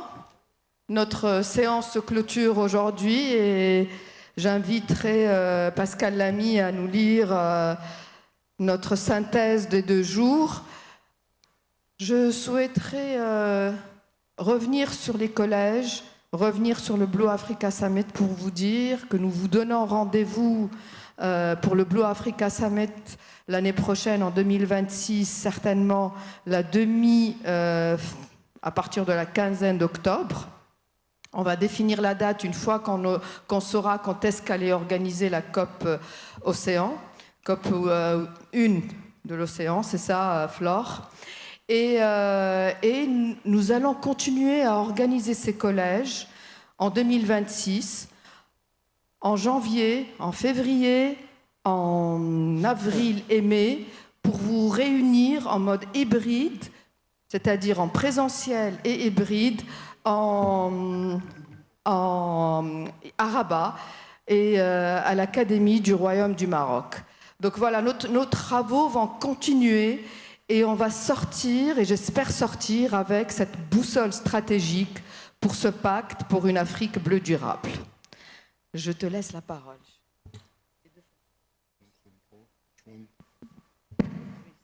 Bien. Merci Rim. Bonsoir à toutes et à tous. Il semble que j'obéisse toujours aux instructions de Rim, comme beaucoup d'entre nous d'ailleurs. Alors, il doit y avoir à toute règle une exception. Et donc la voici, je ne vais pas lire le texte de la déclaration de Tanger, qui a été concocté par un comité de rédaction piloté par Olivier Poivre d'Arvor, avec le concours d'un certain nombre d'entre nous. Il est tard, je ne vais pas vous infliger cette lecture, simplement pour vous dire qu'elle est faite d'engagement, d'une part, et pour reprendre le droit fil de ce que vient de dire notre ami Laomina, nous passons des vœux aux réalisations. Je vous disais hier, en ouvrant nos travaux, que la question qu'il faut se poser tous les ans, c'est qu'est-ce que nous avons fait ensemble qui a donné des résultats qui n'auraient pas été obtenus si les rencontres de Tanger et le Blue Africa Summit n'avaient pas eu lieu. C'est la même question que nous devrons nous poser l'année prochaine. La bonne nouvelle, c'est que cette fois-ci, on a un certain nombre de jalons que la déclaration de Tanger reprend, et notamment ce processus qui consiste à travailler avec les collèges du pacte, avec l'Académie du Royaume du Maroc, à laquelle j'ai le grand honneur d'appartenir. Donc, je ne vais pas vous lire la déclaration, faites-nous confiance, il y a là l'essentiel de ce qui a été dit, j'en atteste, faites-moi confiance sur ce point-là. Je voudrais simplement, et je pense que c'est une assez bonne manière de terminer, vous lire ce que certains d'entre vous n'ont peut-être pas encore eu l'occasion de lire, ce que Sa Majesté le roi Mohamed VI a rappelé aujourd'hui, 10 octobre, devant les parlementaires marocains, en mentionnant deux objectifs majeurs, et je le cite, le premier, mener avec sérieux l'opérationnalisation optimale des leviers du développement durable du littoral national, y compris la loi relative au littoral et le plan national du littoral, et deuxièmement, contribuer à assurer l'équilibre nécessaire entre le développement accéléré de ces espaces et les exigences de leur protection et de mise en valeur de leurs grands atouts dans le cadre d'une économie maritime nationale génératrice de richesses et d'emplois. Cette simultanéité, si je puis dire, entre les propos de Sa Majesté devant le Parlement et les sujets sur lesquels nous avons travaillé hier et aujourd'hui est assez extraordinaire. Je ne pense pas que quiconque l'ait organisé sciemment, mais je veux là voir un signe du fait que nous sommes dans une réalité qui est une réalité économique, sociale, mais aussi politique, et que, à l'occasion de cette réalité politique, Sa Majesté reprend le propos qu'il avait tenu il y a de ça 2 ans sur l'importance pour ce pays de ce littoral et de cette économie bleue. Je ne crois pas qu'il ait besoin d'en dire beaucoup davantage. Nous sommes sur une route. Nous avons franchi depuis 3 ans certaines étapes. Nous en prévoyons d'autres. Vous les trouverez dans cette déclaration du 3e Blue Africa Summit de Tanger, et donc au travail, de manière à ce que l'an prochain, Inch'Allah, on puisse présenter les résultats de ce que nous aurons fait ensemble entre maintenant et l'année prochaine. C'est mon vœu le plus cher. Mais au vu de ce qui s'est passé, je suis assez confiant. Merci à toutes et à tous. Bravo, un grand applaudissement, s'il vous plaît. Notre déclaration sera publiée et envoyée à tous les intervenants. Vous la retrouverez, vous pouvez la repartager. Effectivement, elle porte sur l'économie bleue, sur la pêche, sur le financement, sur la société civile, sur les engagements du continent africain sur tous ces sujets, et nous allons les porter avec beaucoup de sérieux, effectivement. Je vous souhaite une bonne continuation après ces 2 jours de travail. On vous libère. Vous pouvez découvrir Tanger demain pour ceux qui souhaitent faire ce petit voyage avec nous ici dans la Médina, etc. Ou profiter juste de la mer et du beau temps. Voilà, je conclus donc notre événement pour remercier les équipes qui nous ont soutenus, qui étaient avec nous. Un grand applaudissement à Khadija, je répète, Khadija, Eshraq, Agathe, Rouet, Nedra, Saïf à la régie. Levez-vous quand on vous voit au moins. Voilà, bravo, bravo les équipes. Je remercie également Flore, lève-toi Flore, qui a été d'un soutien aussi remarquable.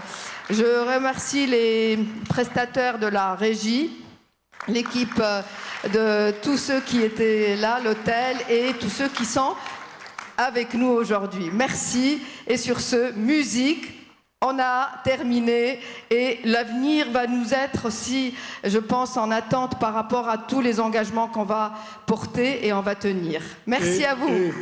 Et remercions la seule personne que tu ne peux pas remercier, qui est Rim Benzina, qui évidemment est celle qui recueillera le plus d'applaudissements.